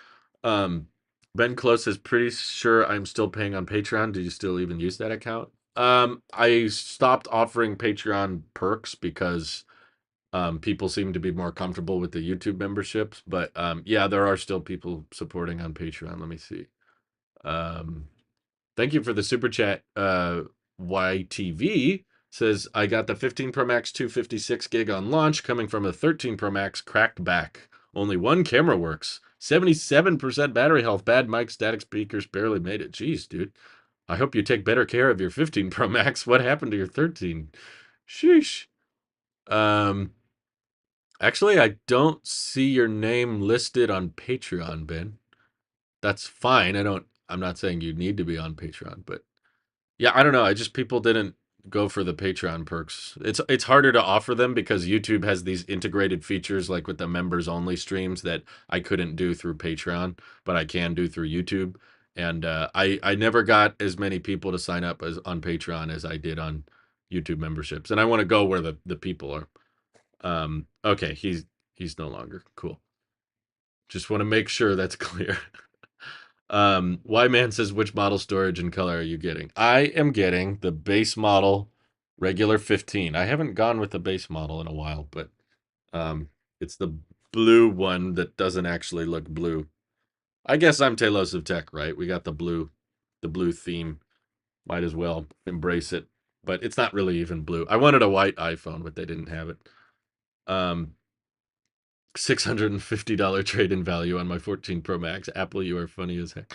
Trade-in is not meant to be resale value. I want to remind everybody that Apple doesn't gain anything from just taking your old iPhone. They have to resell it. So for them to hold it and for it and refurbish it for it to be worth their time, they're going to have to charge more for it than what the trade-in price is. So um, trade-in you should just look at as the bare minimum. Like, don't sell it for less than that. That's the floor. Obviously, if you just sell it to someone else, you're almost always going to get a better price because that person is just going to buy it and use it. Whereas trading it into Apple, they have to turn around and sell it for a profit. Um, Krista says all the base Pro Max are now October 9th to 16th. Whoa, these are really getting pushed back. I want to go where the people are. Red Hef off bread. Mermaid. I want to go where the people are. Yeah. Based Sith. Sorry. Your guys' usernames crack me up. It's a based Sith. Has there been orders in October shipping earlier before? Has there been orders in October shipping earlier? Oh, like it says that I think you're asking like where the iPhone says it won't ship until October and then it ships earlier. Yes, that has happened. It doesn't always necessarily happen, but yes, in my experience, usually when Apple gives a delivery day, it tends to be a little bit later than reality, but with iPhone season, it's all who knows. It's all up in the air. Luminen super chatted for the first time. Jeez. Says, just woke up. App said it was not ready quite yet. Saw you streaming. Went to the site. 15 Pro Max 256 natural titanium. October 9th to 16th delivery. Well, good morning, Luminen. Thanks for first thing in the morning spending all this money on iPhones and super chats. I feel honored to be included in all of our mistakes. But I'm glad you were able to get one. I'm sorry it's not on launch day, though. That's going to be a frustrating wait, I'm afraid. Almost was about to be sold out for me. How do you know? iPhones don't really sell out, they just get pushed back. Andy Blaha keeps on the super chatting. Am I going to keep the iPhone 15? I haven't made a decision yet. I'm willing to try it and see if it makes a noticeable difference or see if I feel like, you know what, I can't live without this. But as far as right now, I don't plan on keeping it. I'll probably review it and then see if someone else needs it in my personal life or someone else wants it. Someone could use it for something. We'll see. I will not scalp it though. I'm not going to charge more for it than what I paid. That's for sure.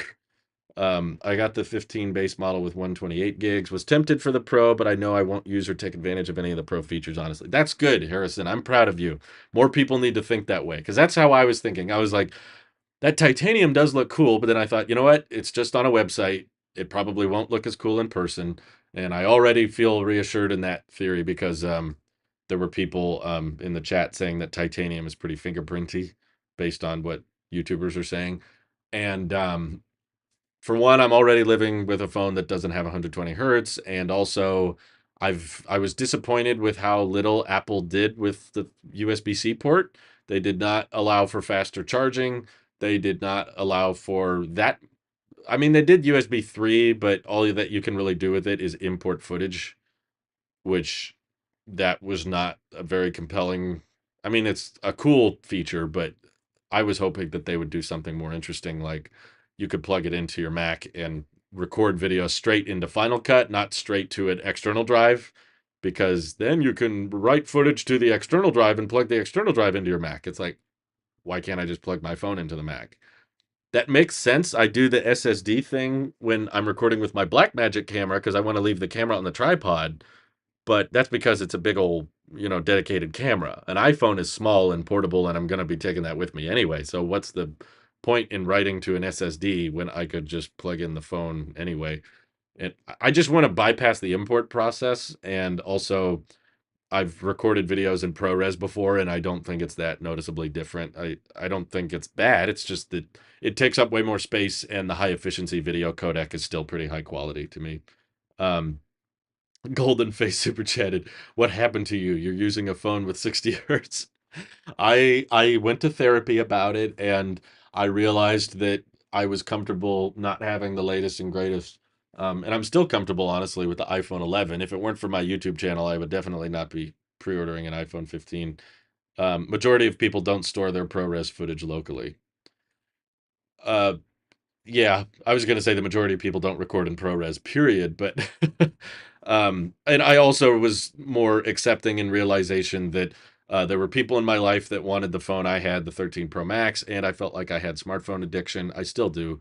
And I wanted to not feel like technology had a good grip on me. Obviously, we have to use technology these days. It's like impossible to go back. But I wanted to try to convince more people watching my channel that you can live with less. You don't have to have the latest and greatest and all that. So I wanted to prove by example that it's okay to keep using the older iPhone. I didn't want people in the live streams or the comments to feel left out or excluded if they couldn't afford the latest stuff. And I wanted people to understand that, like, I was worried about the narrative I was pushing by always saying, I need 120, I need 120 hertz. Because I've seen people make purchasing decisions or base their buying behavior off of things I've done. So I feel like I have to set an example of what I want people to think about. And I'm not trying to convince no one to get the 15 Pro Max. I just want to make sure the people that do are absolutely certain that they can afford it and that they need it. So, I mean, ultimately, you're responsible for your own decisions. It's not all on me. But if I am an influence on you in any way, I hope I can be a positive one, not a negative one. I don't want to convince everybody to spend more money than they should, which is why I feel so bad about all your crazy super chats, Baby Godzilla and JoJo. You guys are nuts.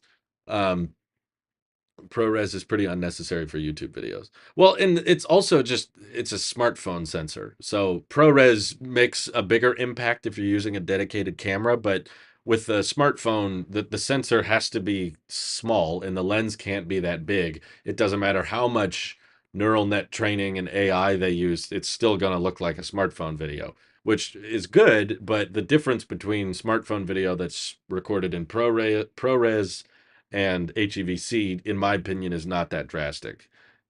It's more of a marketing thing than anything. It's just another feature that they can list on the tech specs page that says the Pro iPhone can do this and the regular iPhone can't, even though the regular iPhone totally could. And I personally get annoyed. It makes me not want to buy something whenever Apple does something like that. They're doing that kind of with the Series 9, which you notice I haven't made a video on yet. I should probably get to work on that. GNRW says I accidentally bought two 1 terabyte iPhones. Store broke. I swear Apple's doing this on purpose. Anyway, I feel like the tapping thing, when you click your fingers together to control the Apple Watch stuff, um, that's something that has been on older Apple Watches for a long time. They're just claiming that, oh, you need the S9 chip in order for it to work properly. So that's a Series 9 Ultra 2 thing. They did the same thing with the iPad Pro, by the way, with the M2 chip. They said only the M2 iPad Pro can register if the Apple Pencil is hovering above the screen. We know through accessibility features that you can do that on the 2018 iPad Pro. It's totally possible. It's the same exact Apple Pencil, and in the teardowns, there was no new display element or anything. It's not, it has nothing to do with the display. They didn't put some new controller in there to register the Apple Pencil hovering. And we know that the Apple Pencil hover feature works on older iPads. They just are purely software locking it to the new one to make it seem like it has more features. And I don't like it when they do that. That always makes me go, I don't want to buy just for that. That makes me feel kind of weird. Neem super chatted. Olivia Rodrigo new music video shot on iPhone 15. Well, good for her. It's not the first. I mean, there were feature films that were shot on an iPhone 5, but they're good cameras. But Apple is still recording their events on dedicated cameras. Until the day that they actually record an entire Apple keynote with an iPhone, then I'm going to suggest that Apple should make a dedicated camera. What is a gimmick is 8K capture on a smartphone. Yeah. Well, I agree. They're all gimmicky. I mean, smartphone lenses. I know there's people earlier that said ProRes absolutely makes a difference if you do color grading. My point is, iPhone video is usually, there's not that much to color grade. And usually people doing color grading aren't using iPhones.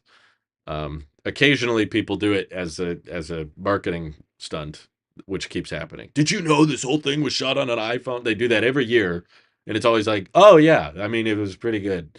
But usually if you go back and watch it, it's like, oh yeah, well, you can tell, or it's not going to have as crazy angles as a non-iPhone video. But that's not as impressive to people. Did you know they shot that on a regular camera? That's not impressive. But he's shooting on an iPhone, suddenly it gets shared around by all the iPhone communities, and it's just free publicity. Um, Taking out 401k to buy depreciating asset is insane. 10 years from now, that could actually cost them 10. What are you guys talking about 401ks? I saw someone on Twitter take out money from their 401k to buy a Ford. Oh my God. Please don't do that. Please. Not sure, but I heard the battery's the same as the 14. That's correct. According to Apple. I'm not making that up. I'm not talking about some sources or whatever, but on Apple's own website on the compare page, there was not one single difference in the battery life. Which is interesting because recently, I think last night, I saw that there was a database that published the milliamp hours on the 15 lineup. Oh, that's right. I should do a poll for that. We already we've got, oh my God, almost 5,000 people voted on the poll already. Okay, most of you got 256 gig. We know that. Um, let's see. What did you order or pre-order, I should say? Let's get everyone's numbers in. 15, 15 plus, 15 Pro or 15 Pro Max. Start the poll. Let's run it. Should we wait then for the 16? I think you should wait for the 18 because the 18 is probably going to be way better than the 17. And actually, the 19 will be better than the 18. So probably wait for the 9 or wait for the 20. The 20 is going to be better than the 19. I do not think you should base your iPhone purchasing on how good the current iPhone is. I think you should base it on how bad is your current iPhone. Can your current iPhone not cut it? Is your current iPhone not enough? If it isn't, then think about upgrading. But don't base it on how good the new iPhone is because all the new iPhones are great and all of them will work fine for years to come. And I think more people should try to get by with what they have if possible. Start Select Superjet. The music video shot on 15 Pro Max uses additional lenses and lens of professional lighting. Do not expect that with just the iPhone. See, yeah, to me, that's like false marketing is when they give the iPhone all of these advantages that everyday people aren't going to have. It's not fair to compare. Like honestly, if you have the right lighting and the right lenses, you could probably shoot the video on an iPhone 6 and it would probably look okay. Um, Mind blowing. You should make a whole video. But wait, what statement? I think I have made videos about that. If you have to ask, do I need an upgrade? You do not. Yeah. Thank you, Sean. Sean didn't say anything, but they super chatted. That was nice. I agree. Tomorrow's tech is always better than today's. YouTube should provide a fifth option for live stream polls like their community polls. Yeah, why is Twitter still requiring only 4 votes? Drew is honest and genuine. Well, I try to be. I feel like we have too many tech channels that are. I feel like I have to lean in the opposite direction. Like to be honest with you, I could probably like I wouldn't go bankrupt. I could afford to buy the new iPhone and every year and get the highest storage configuration. I could do that, but for one, I don't think it's a good use of money because I would rather invest that money or put it towards retirement or other things that could appreciate with time and all that. But also, I know that there's a ton of tech channels out there that are all constantly pushing for everybody to buy the latest and greatest, that are always trying to motivate you um, to say your current phone is not good enough, that phone is inferior, that phone isn't enough, you need a new one, you got to get this better one, this is going to change your life. And because of that, I hope to be one voice going against the current that's just saying try to get by with less. You don't need the newest and latest thing. Um, so I'm still happy to talk about the new tech. It's fun to review it and talk about the differences so that people know what they're buying. Because of course, some of you are in more financial stable situation, so you can afford to buy the new iPhone and you like checking out the new features. There's nothing wrong with that. The reason I'm downgrading and using the older stuff is to try to make the people who can't upgrade or can't get the newest stuff also feel included and let them know that it's okay to be in tech and not have to buy the latest and greatest because there's probably a lot of channels that make you feel like you have to buy it to be into it. Um, Sunny Patel says, I thought that the titanium would solve the fingerprint thing, but The Verge posted pictures of fingerprints and oil on the pros. Not a big deal, though. Okay, I have not read this yet. I was so busy yesterday, I didn't go online much, but now I want to see that because that's kind of bugging me. Luna says, I think the reason shot on iPhone gets noticed is the seeming accessibility. You could make a video comparing your worst iPhone camera to the latest and greatest. Food for thought. Well, the truth is my camera is not that good, but it's it seems accessible, but the problem is whenever they do those shot on iPhone things, they have these huge lighting and equipment advantages to the iPhone that no one is actually going to have access to. It's like you're marketing to people who don't understand cameras, which if you understand cameras, you understand that really any lens and sensor can look great if you have the proper lighting and if you have the proper attachments made. Um, Robin Brooks says financial security is the best part about getting old. Well, if you prepare for it, absolutely, yeah. Alien 6 does DDR super chatted. Wow, $10. Jeez. We talked on Twitter recently over the lossless audio perk on second gen AirPods Pro and Apple Vision Pro confusion. Wanted to say hi here, Drew. I pre-ordered a 512 gig 15 Pro Max in natural titanium. Wow. Well, thank you for stopping by. It's cool to see people on one platform coming to the other. That doesn't always happen, but thank you very much for the donation. I'm glad you got your phone. What are you getting on launch day? Alien 6 and legit, I think is how it's pronounced. Probably wrong, but iPhone mini is the best iPhone size. I couldn't agree more. To be honest with you, I'm kind of holding out hope. If we start to get iPhone 16 rumors, usually this is the time of year when that starts to happen. If we get any, even a small, even if it's from an unreliable source, if we get a small rumor claiming that the mini iPhone could come back with the 16, I guarantee you I'm waiting. I promise. I promise I will not upgrade to a 15 if I hear one singular rumor that a 16 mini is coming back. If I could get a 13 mini size, honestly, right now, if they offered a 13 mini with USB-C, I'd buy that. I would not be buying it. I bought the cheapest iPhone with USB-C I could. That's basically my game plan. So I am I am so in love with the mini form factor, and I'm so in love with USB-C. I'm upset that there might not ever be an iPhone with Type C and mini, but if there's any remote hint of that, I will wait, guaranteed.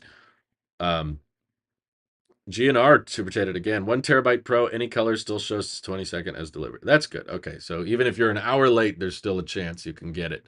Holy crap, Nation! Thank you so much for the super chat. $20. You gotta be a moderator. Um, Added. Hopefully you got it. I really enjoy your channel. I don't own an iPhone, never have, probably never will, but I enjoy your takes about Apple, and I like you don't need the latest and greatest tech to get through life in the skits. Love it. Well, thank you, Nation. That means a lot. I appreciate that. That was very kind of you.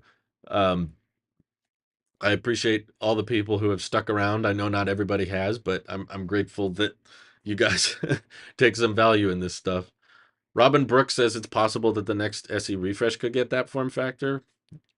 I mean, anything's possible, but that's not what the rumors are saying, I'm afraid. The rumors are all pointing to um, the next SE being basically an iPhone 13 with a USB-C port.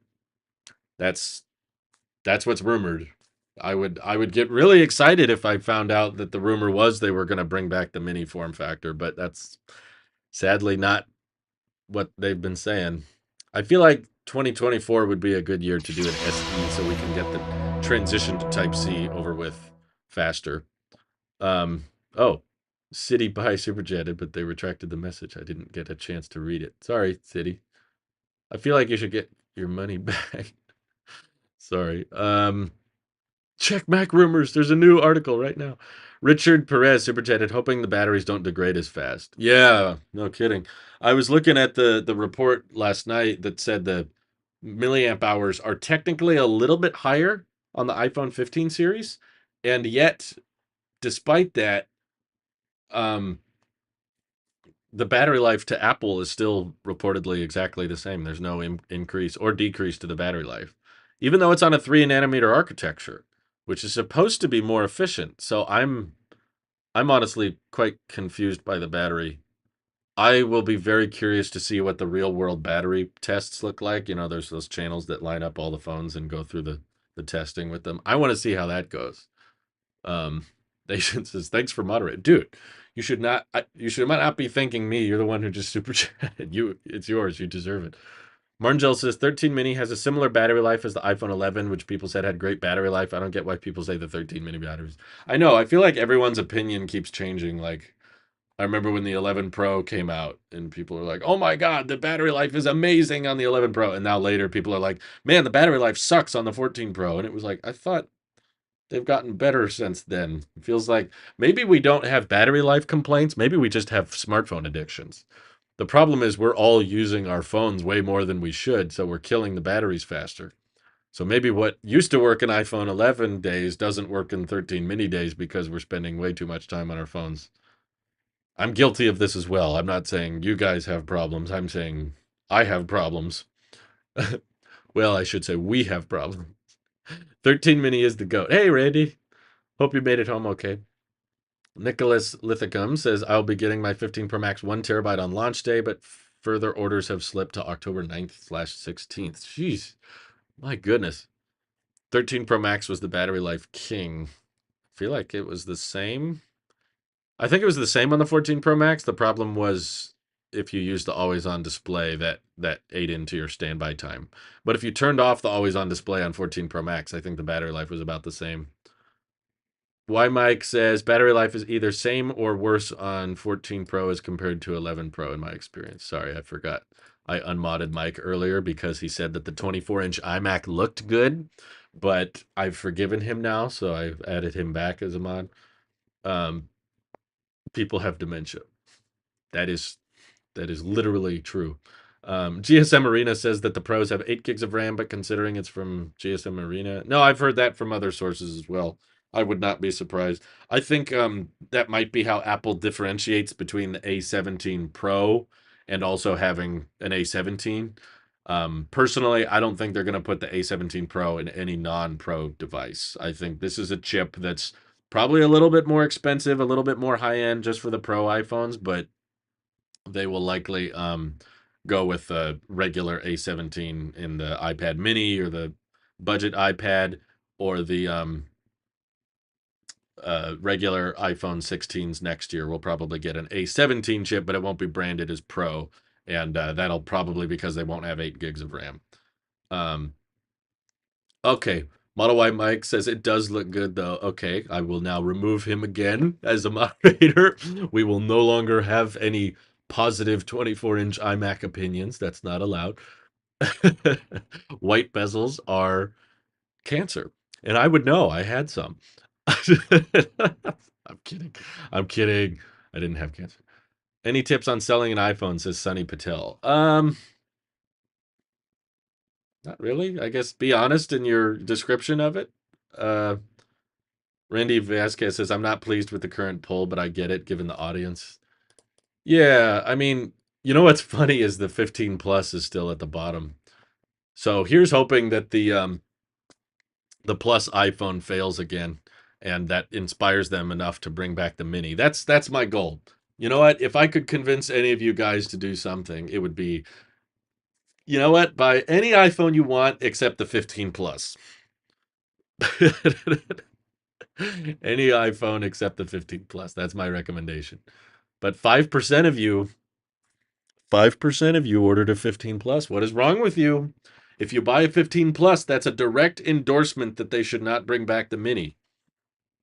And I hate you for that. I will not forgive you. Do I think iPhones nowadays will look good with white bezel? Are you kidding me? Did you just ask that question, Rafiq?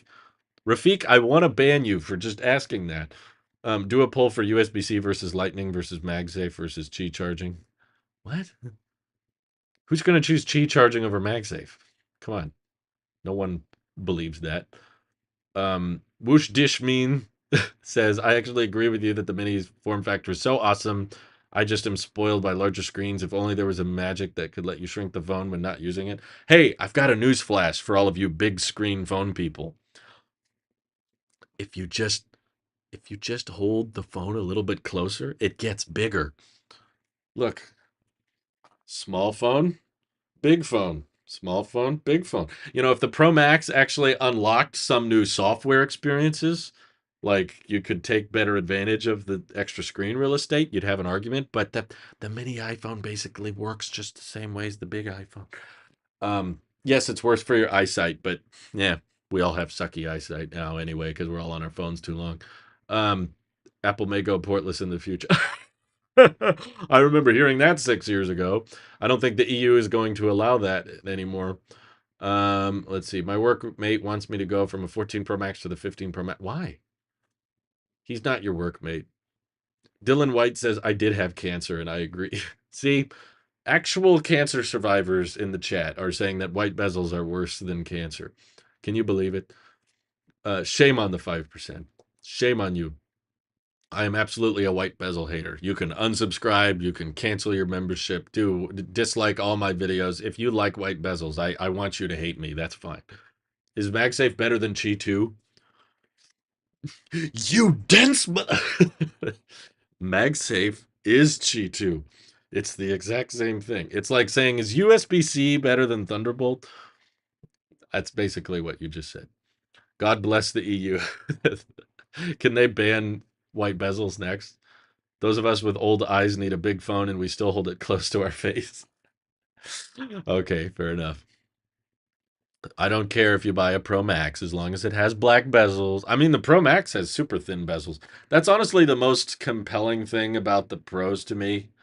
Finding out that the titanium still causes a bunch of fingerprints is making me lose interest. And knowing that Apple didn't do very much with the higher speed transfer port makes me not that interested in it. Okay, Christian doesn't like white bezels either. Thank you. We can still be friends. Thank God. Um, the action button seems kind of cool, but I probably would never use it. I don't use the ringer switch now. I would be okay if they ditched the ringer switch and just didn't have anything. Um, and the one thing about the pros that actually I think I would love and not want to step away from is the bezels. The bezels on the pros look super razor thin. And that always stands out to me more than other features that usually people highlight. Like when I first reviewed the iPhone 10R when it came out, people were like, "Can you tell that it's more pixelated? Like the pixel density is so low, it's so pixelated. Everyone says that it's really low resolution." And it's not. I'm using one right now that's the same resolution. It was the first, liquid retina. It's an 11, yes, but it's the same exact display from the 10R. The ringer switch is iconic. Who cares? The home button was iconic. The camera bump going side to side was iconic. The iPhone text on the back was iconic. All these things they got rid of. I don't need a ringer switch. My phone is on silent all the time. And they removed it from the iPad. The iPad used to have a ringer switch. I know this wouldn't happen, but all I'm saying is if at checkout, if they let you remove this, I wouldn't select it. Like I would get rid of the ringer switch if they let me. But um Marngel says, I'm glad I have 20/20 vision and can look at the iPhone mini display comfortably, even at a relatively far distance. That's good for you. I'm fine with things up close, probably because I'm on screens too long. My problem is with things that are far away. I can't see things. What is that called? I'm nearsighted. The ringer switch isn't obtrusive or preventing design changes. Yeah, it gets in the way of my volume buttons. I don't, I mean, was the physical SIM tray intrusive? Clearly not, because it's still on the 15 series. We can't get rid of the current camera sensor suite. It's iconic. It wasn't iconic before. It wasn't iconic until they released it. So, um, oh yeah, and the ringer switch loves to collect dust. That's true. The action button is programmable if you don't want it to switch between silent and non-silent. You can have billions of other things you have it do. I don't want it to do anything else. You telling me you want 3 different ways to activate the camera? So you gotta, not only can you hold this button to activate the camera, not only can you swipe to the side to activate the camera, but now you can have a button to activate the camera. I don't need it. Whatever you select the action button to do, I'm probably going to accidentally push it when I'm trying to adjust the volume. So that's why I said if I got a 15 Pro, I would select the action button to do nothing. Can you make the button just activate nothing? Is that possible? Up volume. We'll just have 2 up volume buttons so that if I'm trying to push up volume and I accidentally push the action button, it still brings the volume up. Whatever I select the action button to do, I'm probably going to trigger it a bunch of times unintentionally. I like Roy G. The ringer switch is mega cringe. 3 ways to activate the camera. Fully subs that I. Why would Apple lie about the battery life if it's better? Yeah, I agree. I don't think it's better. If it was better, Apple would have definitely talked about it. If anything, Apple usually exaggerates how much better the battery life is. I don't think Apple would underclaim battery performance. Very rarely have they ever done that. You have to hold it down. I hold down the up volume button. If I'm trying to increase the volume, I'm going to click down on it. And if I click the action button instead, Matul says, yes, you can select no action for the action button. Thank you. Finally, a useless button. Oh, yeah. Can you trigger it to launch the Google Assistant? That's totally a Marquez move. Marquez is totally the guy that's like, I have an iPhone all the time, but I also love Google. You can't accidentally push it. Dylan, come on now. Still up to 29 hours of video playback, probably similar. Even if you scroll down, Jolly, even if you scroll down to the more intricate battery life measurements where they say audio playback, video playback, streamed playback, that's still identical between all the models. 15 to 14, 15 plus, 14 plus. They're all exactly the same. Actually, Drew, you could set it to increase the volume. There you go. In action button. Siri shortcuts will allow you to launch Google Assistant. That's funny. Oh, sorry. I just look at that. Launching Siri unintentionally again. Why did Apple not think about that at all? They were like, you don't have to say hey anymore. No one in the room said, wait a minute, that's probably a bad idea. Like, no one was like, excuse me, won't that accidentally set off like everybody's phone all the time? No one brought that up. They were just like, yeah, this is going to cause a huge problem. We don't care.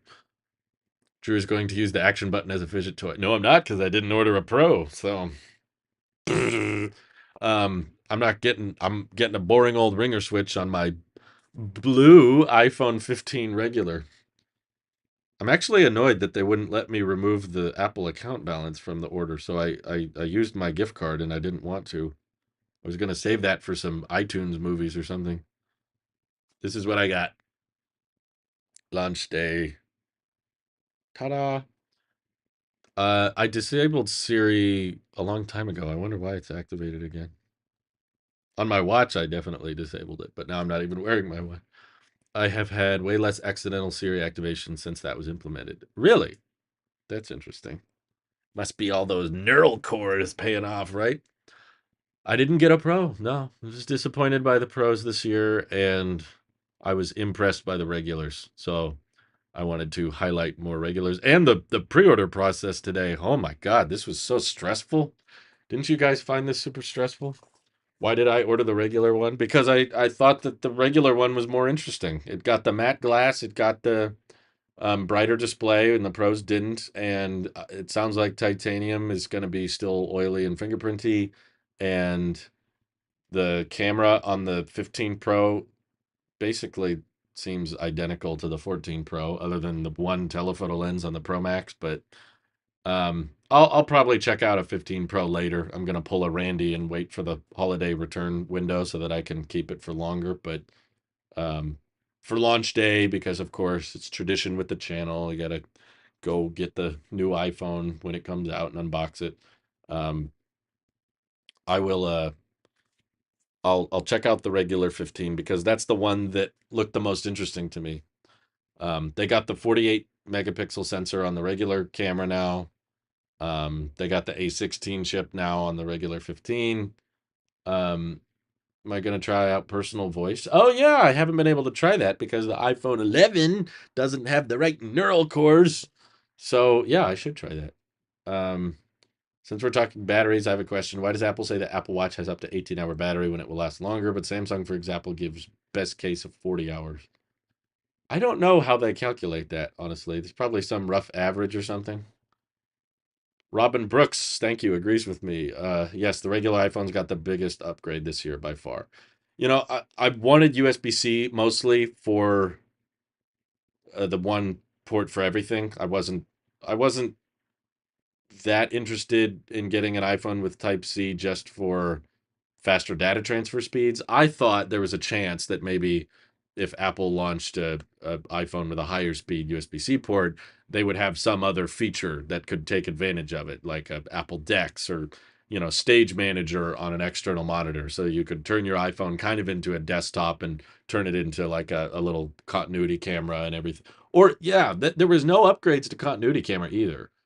and they didn't even increase the fast charging capability. So, given how little they did with it, I'm more tempted to get the cheapest possible one. But I'm still not sure if I'll keep it. I don't. I'm gonna try it out and see if I feel like I can't live without it. But no, the regular 15 doesn't get spatial vid, but the 15 Pro doesn't get spatial video on day one. It's an update coming later in the year, which is part of the reason I want to review the 15 Pro later and not at launch. Um, Ben Close say something funny that explains how you can afford the super chat. What did he say? My aunt's name is Siri. Imagine everyone's phone going off when she arrives at a party. That's why he could afford it? What the heck? Um, my tech video Siri is going off whenever I watch a tech video. Sorry. I feel like I can't even say the word. Just get a free repair on my iPhone, but the 15 Pro is tempting. USB-C is very compelling pull. And the reality is I wouldn't really want to try fondling the raw brushed titanium. Just do it at an Apple store. You don't have to buy it. The truth is, I do think eventually, I don't know if it's going to be this next week or later on, but at some point I will get an iPhone 15 to like actually keep and use. I might want to wait until it's refurbished, or if I'm overseas, because if I buy one in another country, it'll still have the SIM tray, and I would like to still have a SIM tray as long as they're not doing anything with the empty space on the US model.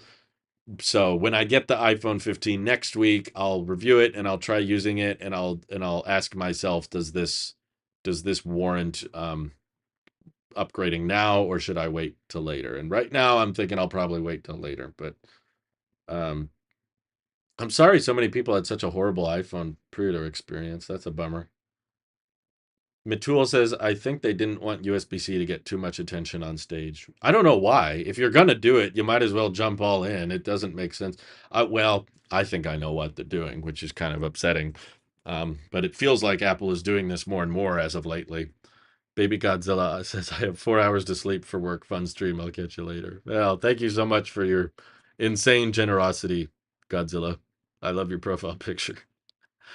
Um, but yeah, it's more expensive overseas. Well, I don't think I would buy it.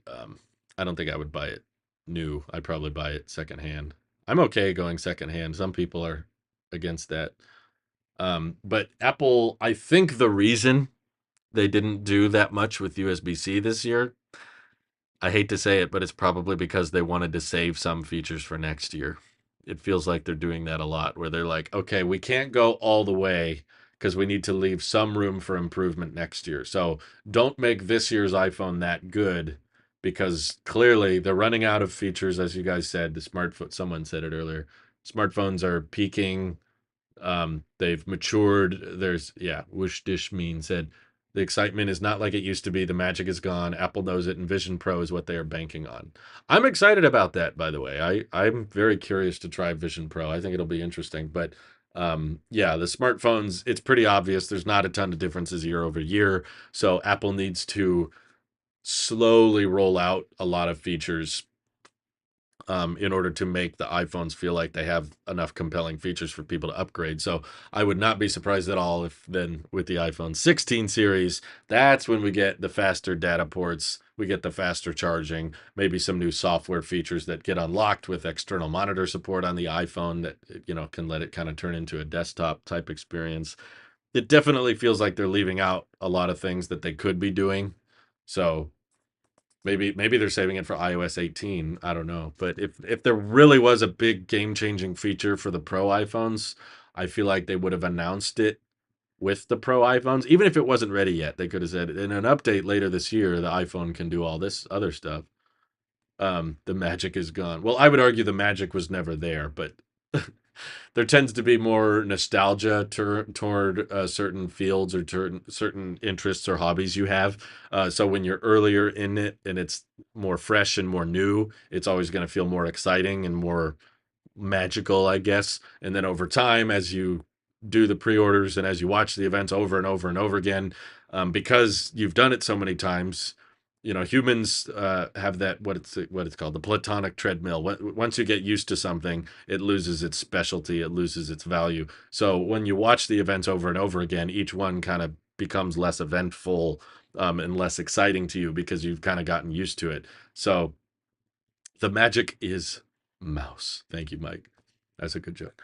Um, it's embarrassing that in 2023, normal iPhone is only 60 hertz and it's a $1,000 phone. I mean, if we're getting technical, it's technically not $1,000, but I think 60 hertz is what most people are used to. I've tried comparing 120 to 60 to everyday people, and I cannot get them to see the difference. And also, sorry, hedonic treadmill, not platonic, my bad. What is a platonic treadmill? It's early, okay? I didn't sleep much last night. I fell asleep probably around midnight, and then I had to get up at 4. Anyway, um, I think that it's not so much that the tech has necessarily changed, it's just that you can't keep watching something and maintain the same level of excitement forever. Like every year, it kind of works its way down. Um, the magic of the iPhone was definitely there when Steve Jobs was at the helm. He was a master marketer, but also the ecosystem really is unmatched, in my opinion. I think a lot of the best iPhones, when I ask people what their favorite iPhone generation was, were not from Steve. Steve was the pioneer to get the product going, but Tim Cook was the mainstreamer. He was the one who made the iPhone massive. Like he brought it to much higher volumes than Steve Jobs ever did. Um, and there's a bunch of things that Tim Cook oversaw, like biometrics and the bigger screens and Apple Pay and all kinds of things that we use on the daily were from the Tim Cook era. But I just think there's a time element to it. You probably don't watch the same TV shows that you watched 5, 10 years ago. Your tastes change, and you've seen the same show, the same comedy style. If you watch it over and over and over again, it loses its effect. So it's probably the same thing with the tech space. People kind of get tired of it after a while. With the original iPhone, you were comparing it with a BlackBerry or a Nokia. Now you were comparing it with last year's iPhone. Yeah, yeah, that's true. I mean, there's definitely truth to the fact that they're running out of things to add. They can't think of new features. So, in my opinion, changing the charge port is probably pretty substantial compared to what we're going to get in the future. I have a hard time getting excited for the 16 Pros because I don't want bigger phones. I want smaller phones. I want minis, but it seems like they're going in the opposite direction. The 16 Pro and the 16 Pro Max are both rumored to have bigger screens, which I'm not excited for. The idea that people shouldn't buy a phone only because the refresh rate is ridiculous, in my opinion. Yeah, yeah, exactly. If someone wants a new iPhone and they just want USB-C, but they don't care about any of the other promotion features and they don't want to pay all that extra money, I'm not going to fault someone for buying a 15. Um, that has some advantages over previous generations. Whereas the argument doesn't work as well when people are like, I bought a 14, I don't want a 13. I was like, okay, what for? Like the number of differences between the 14 and the 13 are so insanely small, smaller than any other generation I've ever seen, to the point that there's just no reason, in my opinion, to go with a 14. Um, but I can understand why someone would go with a 15 over a older iPhone. If you really just want one port for everything, or you love Dynamic Island, or you want that 48 megapixel sensor, or you want an A16 chip, there's all kinds of things that you could list that the 15 has over a 14. Not a ton of things you can list that a 14 has over a 13. Very, very few things. They're almost identical phones. Um, Ryan Fraley says, I'm more of a Mac guy than an iPhone guy. I want to use a Mac where I feel like I have an iPhone because I need a phone. That's fair, I guess. I could go with a smaller actual phone with a more powerful iPad mini, but no promotion on iPad mini sucks. Yeah, that would be nice. I feel like Apple feels boxed into a corner where, like, if they brand a feature as Pro, they have to keep it exclusive to the Pro. Why do I think there's no 2 terabyte iPhones? Probably wouldn't be a high enough take rate. Um, I mean, Apple has a lot to benefit from your phone storage filling up. Think about it that way. That's why they're pushing more ProRes recording and higher megapixel pictures and all that. We bake in more portrait mode data to the camera app now. Um, if you fill up your phone, you're going to have more incentive to either upgrade your iCloud storage plan, which they make money off of, or get a new phone with more storage, which will have better profit margins. So I think it's important to try to lean against that narrative. Um, yeah, I heard about France wanting to ban the iPhone 12. That's kind of funny. Did my payment go through? Mine still hasn't, but I got the email confirmation. So yeah, this is a good time to remind everybody: you do not get charged usually. Um, I don't know if it's different if you're in if you ordered from a carrier or something, but in my experience, whenever you pre-order through the Apple Store app, they don't charge you for the phone when you pre-order it.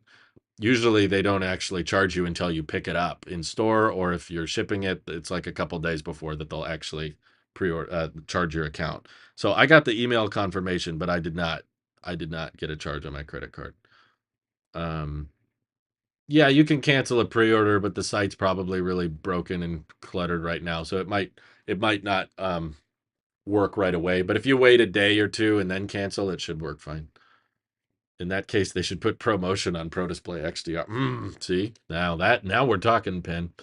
Actually, the display technology exists for them to put promotion on the Pro Display. It's the connectivity is the problem. It's not actually the display panel.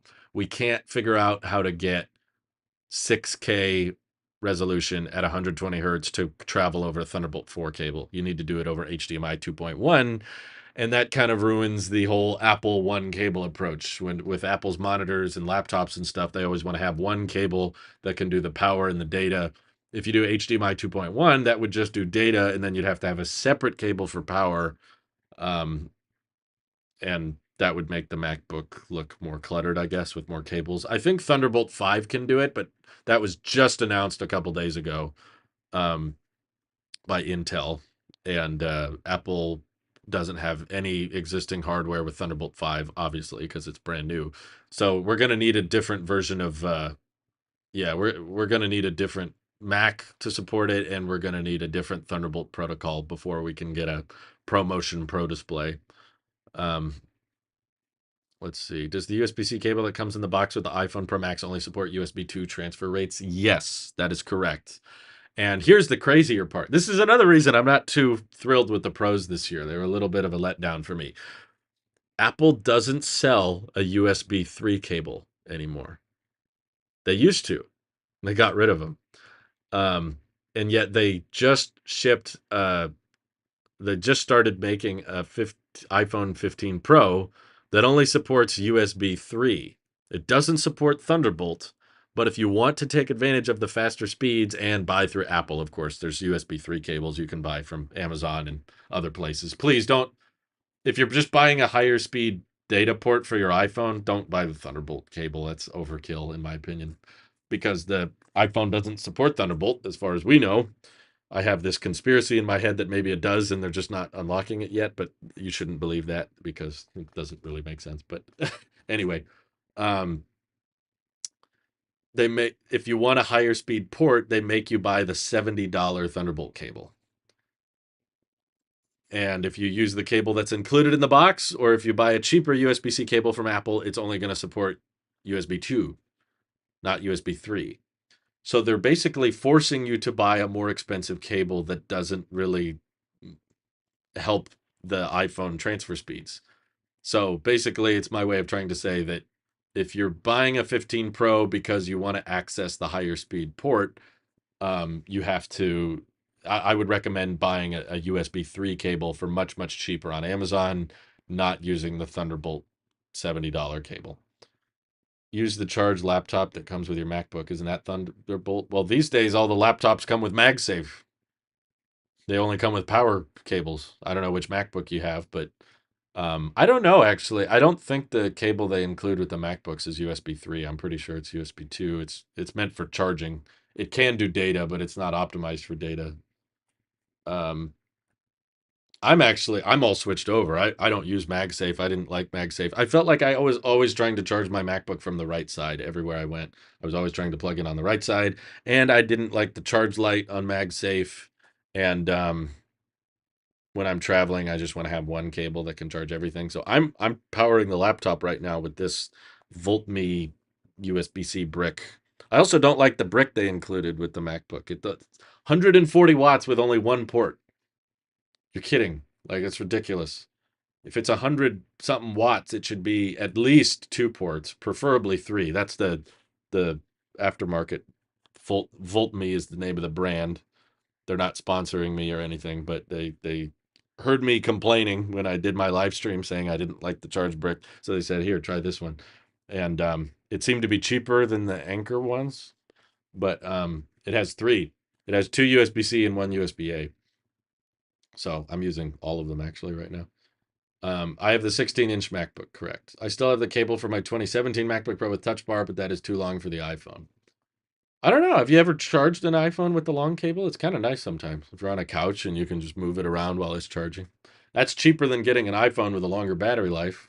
I know a lot of people that are just like, my phone doesn't make it through a day, so I need to spend $1,000 to get a longer battery life. It's like, did you consider just getting like a charger in the car or something?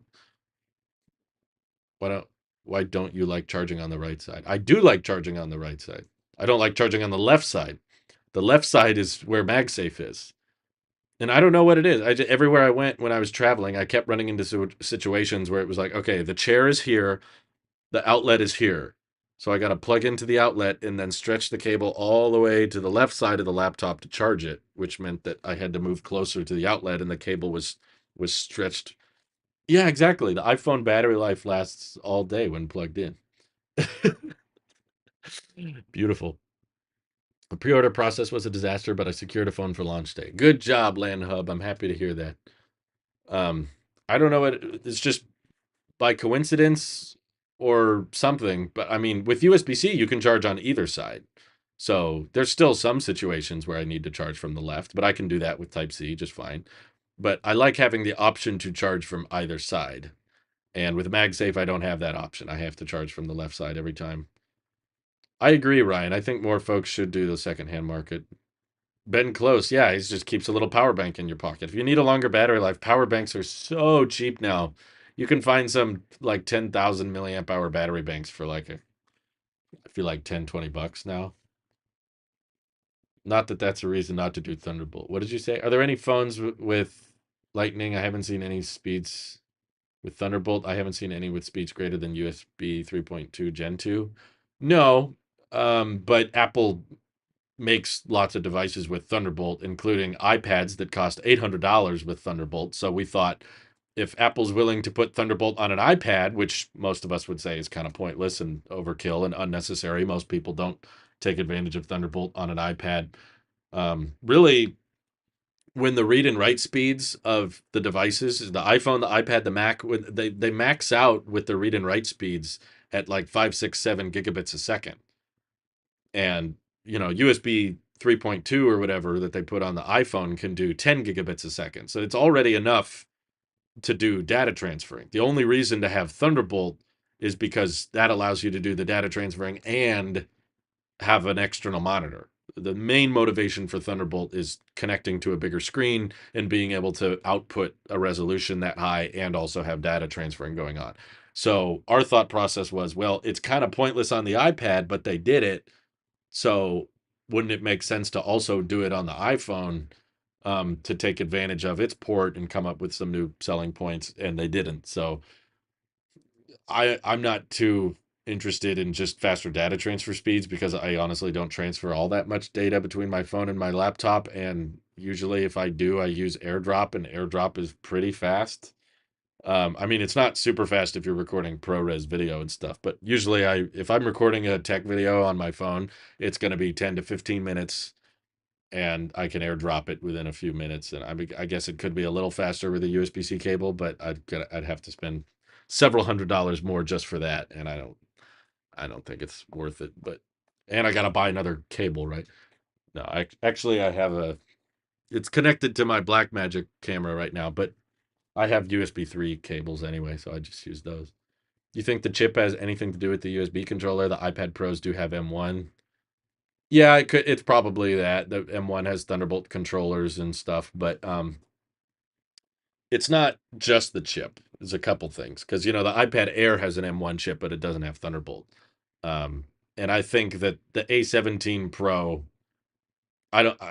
It's not like there's no way to put a Thunderbolt port in it. I don't believe that. Like they've got 8 gigs of RAM in there. They've got 6-core CPU, this crazy ray tracing GPU. If you can fit all that on a chip, Thunderbolt's not that complicated. It's not like the the controller takes up a bunch of space or something. It's totally possible. iPhone's thicker than the iPad, and the iPad has it. Um, Truth be told, hey, I need to be hands-on with this iPhone to see if I need to upgrade or not. I'm the same way, Ryan. I encourage most people to do that. You need to try it out first, see if it's something you can't live without before you make a decision. Margel says, I checked my Apple Store app after almost 2 hours since the pre-order window opened. The 512 gig 15 Pros are still available on launch day for my local Apple stores. That's good. It should have enough. I kind of agree with you, Rafiq. He says hot take ProRes is useless. On dedicated cameras, it makes more sense because those have a lot more settings and are more likely to need color correction. But on the iPhone, I kind of agree with you. And I know there's some people that say, "Oh yeah, it totally makes a big difference." I'm speaking from experience as someone who bought a phone that supported ProRes. I recorded multiple videos with HEVC and then recorded those same exact videos as close as I could with ProRes, and I tried color correcting them. In my opinion, it was not a big difference. It was like the small, tiny differences you see between ProRes and HEVC are so small that if you care about those kinds of differences, you're probably not making videos with an iPhone, because an iPhone sensor is still going to have limitations based on the lens, the aperture, the size of the sensor. It's still going to be missing out on a ton of things that a dedicated camera can do. So if you care about those tiny, tiny details and color correction and noise, if you really, really pay attention to that amount of detail, you're probably not filming everything on an iPhone, which is why it's like it's a pro feature being advertised to average consumers. It's like the average consumers I don't think care that much. SR Bell 67, thank you for the super chat. Says after the event on Tuesday, I just bought a Fold 5. Hey, congratulations. I hope you got it on a good deal because Androids depreciate like crazy. So if I was an Android guy, I would definitely not be paying full price. Didn't the iPad Pro have USB-C since 2018 without an M series chip? Yeah, exactly. But it didn't have Thunderbolt, so that kind of goes against the discussion we were having. Yoris has now been a member for 24 months. Holy crap. Thank you for your support. Says, I got the 15 blue and 128 gig. Hey, twinsies. We got the same one, unless you got the titanium one, but you didn't say that. So I'm going to assume, oh no, you got 128 gig. So I know it's not the Pro Max, but twinsies, Yoris. I hope you like it. I hope we like it. This year, the event was simple and clean. Yeah, I mean, it was a little full of fluff. There was a lot of things that were kind of recaps slash things we didn't really care that much about, but yeah, it wasn't the worst Apple event. Do you guys think the 13 is worth it for 2024? Planning on buying one for my cousin. Check refurbished, check secondhand. That's where the deals are, and it's not that bad. Everyone's convinced that if they buy something secondhand, that it's going to just be completely shattered and destroyed. And the truth is, um, you save a lot of money and you get basically the same exact experience as buying new. Samsung had a $1,200 credit if you trade in a 14 Pro Max for a Fold 5. Wow. They are definitely losing money on that. I don't know what Samsung does with that because I know Samsung isn't selling refurbished iPhones. They're probably selling it to some other group that resells them. But they are not, they are straight up losing money on that sale to try to get iPhone users to switch, which is kind of crazy. Chad Davis says he went with the 15 Pro Max. This will be my first Max sized phone. Well, it's probably a good Max phone to start with because apparently it's much lighter now, which I'm excited to try out in person. I don't think I finished that statement earlier. I was saying that when people complained about the 10R having a lower pixel density, they were like, "Oh my god, the display is so low resolution, it's so pixelated." Couldn't be further from the truth. This display is totally fine. I never noticed the pixels. I honestly, I don't think anyone did. Unbox Therapy did the iPhone is depressing video, and it turned into the best-selling phone. The 10R and the 11 were the most popular iPhone for several years. And honestly, using it now, I still don't think the resolution is bad. What I think is far more noticeable than the resolution that would make me probably want to try a 15 Pro that I'm excited to see for is the side bezels. I think I remember saying that too when I reviewed the 10R. I was like, the pixel density isn't that bad, but the side bezels are like distractingly thick. Partly probably because I was coming from an iPhone 10s. So I went from an OLED iPhone with the thinner bezels, and then I went to this iPhone, and I was like, geez, like the side bezels are thicker than the side bezels of an iPhone 8. Like, yeah, they're symmetrical, but the side bezels are kind of thick on this phone. And when I tried out the 14 Pro last year, I remember noticing it pretty quickly. I was like, dang, the side bezels are way thinner than the 13 Pro. And now this year they did it again and they slimmed it up a little bit more. Um, I think a lot of people that say I notice the pixels are probably placebo. They've been told that it's lower resolution, so they're convinced that it is. So they hold it and then they go, oh, yeah, it is. But no, there were YouTubers, I think John Morrison was one of them, who did blind tests where they showed the 10R display and then they compared it to a 1080p Android display and asked people which one looked better. And like 9 times out of 10, they picked the 10R with the lower resolution, which is kind of funny. It will be my first Max phone, and I've only had the regular Pros before when it comes to those different sizes of modern day. What's funny is people are like, I like the smaller Pro, but I wish it had the Pro camera features. And then next year's like, okay, we're going to give the Pro Max camera to the smaller iPhone, but we're also going to make the smaller iPhone way bigger. It's like, okay. Have I heard the rumors about the SE getting a redesign? I didn't hear a redesign. I heard that it would just look like an iPhone 14, basically, with a USB-C port. Heidi Brown says, I got a Pro Max in white. App was glitchy, so I had to use the website, not coming until October 4th. Oof. I'm sorry, Heidi. I hate it when that happens. That sounds really frustrating. I ordered a 128 gig. I got to remember to put a ticker across the screen. Everybody keeps asking me, what did I get? What did I get? I need just text moving across the screen. Even if I did that, probably people wouldn't read it, but I got the cheapest 15 I could in blue, which is basically white. I wanted a white, but they didn't have it for some reason, which was weird. How much do you think battery life would improve if they didn't have cameras? It's an interesting question. Probably like 20 or 30%. I can see the difference with 120 versus 60, but my brother can't. Yeah, I'm the same way, except I don't have a brother. But I've compared them all to my parents, my siblings, my wife. I've showed them. I'm like, see this, see how smooth the screen is, and they were like, "What are you talking about?" No one knew what I was saying. I think Thunderbolt doesn't make sense on iPad, on iPhone because iPad has SSD and NAND chips, but iPhone has UFS storage, so the data transfer will have a bottleneck. Well, no, it's not even that. It's on the iPad, they can't take advantage of 40 gigabits a second anyway because the read and write speed is still below 10 gigabits per second. So really, the only reason to have Thunderbolt would be external monitor stuff. Thank you for the super chat, Microsoft dude. You didn't say anything, but thank you. What did I think of the Series 9 watch, Drew? That will probably be my next video, but overall I'm disappointed and well, I'm not disappointed. I wasn't expecting the Series 9 to be a big deal. I was at least expecting that the Ultra should get a couple new color options, but they didn't even do that. Oh yeah, Frank is not my real brother. We're adopted. He's adopted. We look identical, but he's from a different mother. Um, I can't tell a bit of difference between 60 and 120 looks exactly the same to me. Yeah, I know. Daniel, I keep reminding people that are like, why don't they switch to 120? That it's very likely a supply chain decision as much as it is a feature decision.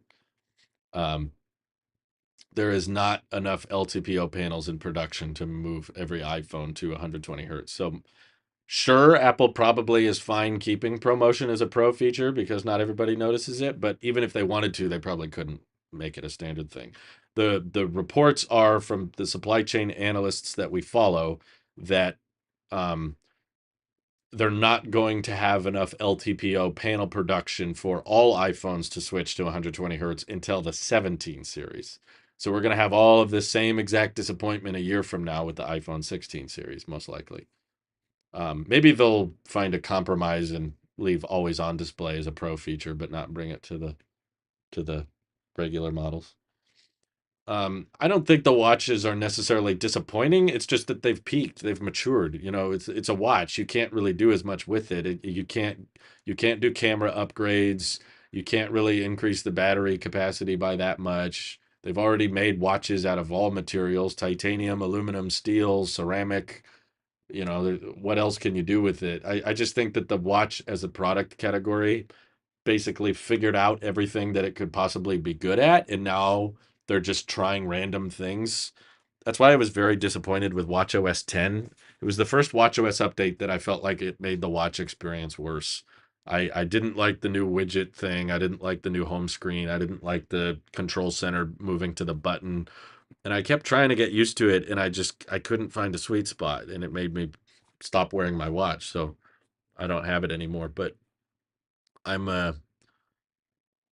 I was just like, is this inevitable? Is this what happens? The same thing happened with the iPad, you know? It was like we figured out everything it's good at, and then we kind of ran out of stuff. So um, we're just gonna software lock features, and that's what they're doing with the Series 9 and the Ultra 2. They can measure your finger taps on older Apple Watches. There's proof that you can. They're just claiming that you need the Series 9 processor in order for it to accurately measure the finger taps so that it can be used in the user interface instead of just as an accessibility feature. I don't buy that personally. I think they could totally add that feature to older watches. They're just trying to come up with the feature that makes the new watch feel like it's better because it does something the old watches didn't. Really, the only big difference was the brightness. It just gets brighter now. That's about it. And a faster processor on a watch, like how can you get excited about that? Craig McGill, thank you for the super chat. Do I think I will ever go back to wearing the Apple Watch? Would there be something that compels you? I don't I don't have anything against people who want to wear the watch if you find usefulness in it. I guess maybe if I was having more health issues, maybe I'd want to measure it, measure my heart rate more frequently or my blood oxygen levels, but I just wasn't. That was the thing. I knew there were a bunch of health features and health sensors on my watch, and I just I never did anything with the data. I tracked my workouts, I tracked my runs, I tracked my heart rate, I did ECGs, and every time I did it, it was always just like, okay, there's the information. But I watched that podcast with the Dr. Mike on the waveform, and he really changed my perspective on it. He was just like, all of that stuff is mostly entertainment. It's not actually that valuable. Doctors don't really use that information, and it doesn't there's no evidence to suggest that by tracking your sleep it helps you feel better about the day or perform better or like what can you do with the sleep tracking? Okay, I didn't sleep well last night. I knew that. I could have told I didn't wear my Apple Watch last night and I can tell you I didn't sleep very good. What what do I do with that? Okay, you slept good. Cool. Do that again. Try to sleep better. I it just he really talked me out of it, I guess. I'm just like, yeah, all of that data doesn't give us a full picture. The doctor's going to ask more about your diet, your lifestyle, your weight, your um, age, the kind of things you're drinking and eating have all of these effects on your heart rate or your health data. And the Apple Watch is only giving you a very very small piece of that data, which is why it's not. He said he was like mostly all of that Apple Watch stuff is purely just for entertainment value. It's just meant to make you go, huh, that's cool. It knows. My watch knows. And I want to remind people that it's okay to not have all the latest and greatest stuff. So I'm trying to simplify and be more minimal with my ecosystem and try to figure out what I can live with in terms of like the bare minimum. And I don't think I can give up my phone. I don't think I can give up my Mac. I just use them too much. They're too functional, they're too useful. But I have figured out that I can live without an iPad. I can live without an Apple Watch. That's not meant to try to convince all of you to stop wearing watches and stop using your iPads. It's just meant to be a mental exercise so that if you see that, oh, well, Drew's getting by without one, it makes you hopefully question yourself and say, can I get by without one? And if the answer is no, that's okay. You can say, well, I need my watch for this or I need my iPad for this, but it helps you understand why you buy the products you do, what the justification is, rather than just blindly buying things just because you feel like you need it and you know other people that bought it. Um, Ben says, I only wear my watch for notifications and fall detection. Yeah, I guess the safety precautions are reasonable. Can I give up Vision Pro? Yeah, that'll be an interesting question. Holy crap. Thank you, 89 Tech. That's a huge super chat. Thank you very much. He says, the more I think about it, the more inclined I am to keep my 13 Pro Max. Good for you. I have the Series 7 in space black, titanium, M1 Pro 14-inch HomePod Mini. All came in 2021, so I got a nice ecosystem going on here. Hope all's good there, Drew. Thank you very much. It's going well. That's very kind of you to super chat. Yeah, I think the 13 Pro Max is still an amazing phone. If I still had one, I definitely wouldn't be upgrading. Um, whoa, wrecked from late night 11. Geez, what is with these random super chats? I thought we were kind of coming near the end of the stream. You know, everybody's going back to sleep. Everyone's tuning out. But then you guys kick it up again. What the heck? Caven Javid super chatted 15 Pro Max 256 in natural is in mid-November. Really? Has it been pushed back that much? Wow. Thank you guys, all of you. 89 Tech and Late Night. What is this generosity that's come on to you guys? Thank you. Um, Margel says, "Can I give up my AirPods Pro?" I don't use them a ton to be honest, but when I do, I'm so grateful for it. It's like I flew a lot this year. I took I think 9 or 10 flights this year, and whenever I fly, I cannot take it very long without those things. Anytime I'm flying, I need my AirPods Pro. If I take them out, I'm just like, oh gosh, it's so loud, it's so noisy, I can't sleep as well. And also when I mow the lawn or I'm operating lawn equipment, I'm doing yard work, it gets really loud and it's so nice to have that active noise cancellation. I don't think you should buy them brand new. You can usually find AirPods Pro for much cheaper on Amazon. Um, and they're basically new in the box. So I would recommend doing that if you are saying, should I get AirPods Pro? I'm not saying it's wrong to get regular AirPods. I'm just saying I have convinced myself that that's going to be too hard to live without. So I'm going to keep getting, there's just not that much of a price difference between regular AirPods and AirPods Pro. Whereas there's a pretty big price difference between I don't need an iPad and I want an iPad. Even my 2018 iPad Pro, which I wasn't using and I had owned for years, if I sold it and got rid of it, I got, over $400 for it. So I was like, you don't wear earmuffs when you mow the lawn? No. I'm not good with anything that goes over the top of my head. I don't know what it is. Maybe it's the way my hair is fluffy or my head shape or something. But almost every pair of over-ear headphones I wear or earmuffs are always matting down on my head, and it causes this pressure that makes me feel uncomfortable. That's even when I was a kid, I always preferred the pods. I could never find a pair of over-ears that I liked until AirPods Max. Those were the first over-ear headphones that I could wear for hours and hours, and it never made me uncomfortable. Something about that mesh arched fabric. Apple figured out a way to make that feel really gentle and really light, even though it's a pretty heavy pair of headphones. And I haven't found that on other pairs. I've tried Sony's and I've tried Bose headphones, and they don't have the same feeling. I mean, they're comfortable, they're pretty good, but after a while, I still feel the pressure. Um, Congratulations, Odie Cat Cat, on upgrading from a 13 Pro Max. That's not that old, but lawnmowers are pretty loud, though. Wouldn't it be damaging to your ears? Well, your headphones cancel it out. You don't hear it with the AirPods Pro in. But you have the best tech channel, says Heidi Brown. Wow, 24 months of support. Thank you so much. That's very generous of you. Mary Jo also just super chatted. Love-hate relationship with my Series 8. I've had all Apple Watch series, getting bored with it, going to cancel pre-order for the Series 9. Yeah, I'm confused why, if you have a Series 8, why would you get a Series 9? Just for the tapping thing? I think that was pretty gimmicky, personally. I mean, I guess we should wait and see if the tech reviewers, which will probably all have Apple Watch review videos dropping on Tuesday or something. Um, Maybe they'll say that this is really helpful and it comes up a lot. But if my hands are tied and I can't touch something on the display, because you can't get that precise with the finger tap, right? Like, because they don't know what you're trying to interact with on the display. So it has to be like a stop timer end call type thing. For one, I feel like people are going to set that off on accident all the time. Like if you're talking on the phone or you're doing a timer and then you grab something or tap your fingers unintentionally, it ends the timer. I don't know. I feel like it might be a accidental thing, but also um I just use my nose usually if I need to tap something and my other hand's busy. I just boing. I don't mind doing it. The nose is kind of helpful. You guys heard of elephants? We got to hang out and feed these elephants in Thailand. They use their noses, their trunks, all the time. They're moving stuff around, and I do the same thing when I'm loading stuff out of my car, out of the trunk. I'm pulling out the groceries and everything, and I need to hit the close trunk button on the top, but my hands are full of groceries. I just boop, I boop it. Try the boop method. It's a lot cheaper than doing this.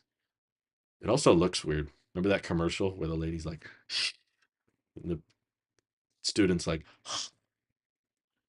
it was like, that's, you really want to do that? You want to run around everywhere going, yeah, I don't, I feel like the tap gesture is something all we all do subconsciously more than we realize.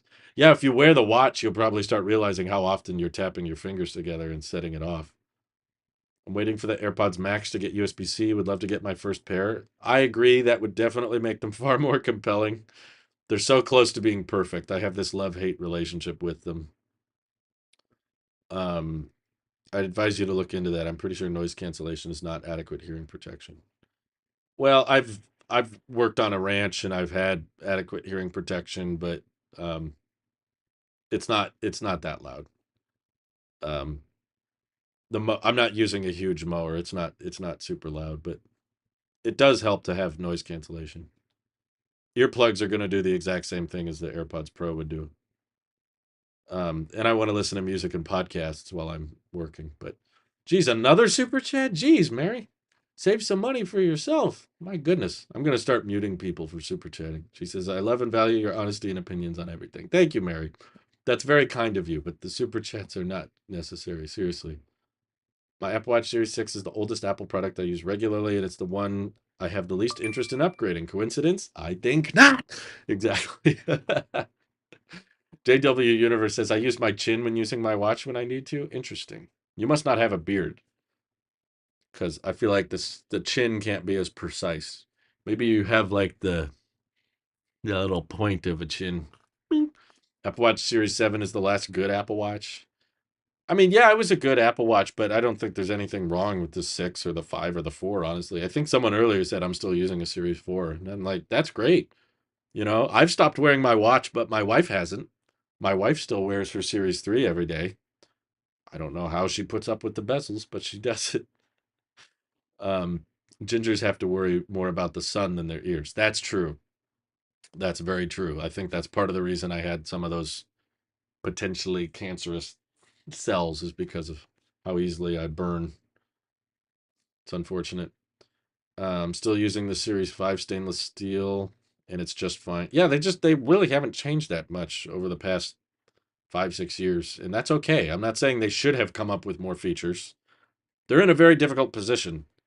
There's still a ton of people asking for new features, and why don't they do more with it? But it's like, what can you do? All any all anybody can come up with is they just say, I want it to last a week on a charge. Well, okay, Apple has the most efficient silicon in the world, and they still can't make it work. They still can't get better battery life out of it, so I don't know what else to try.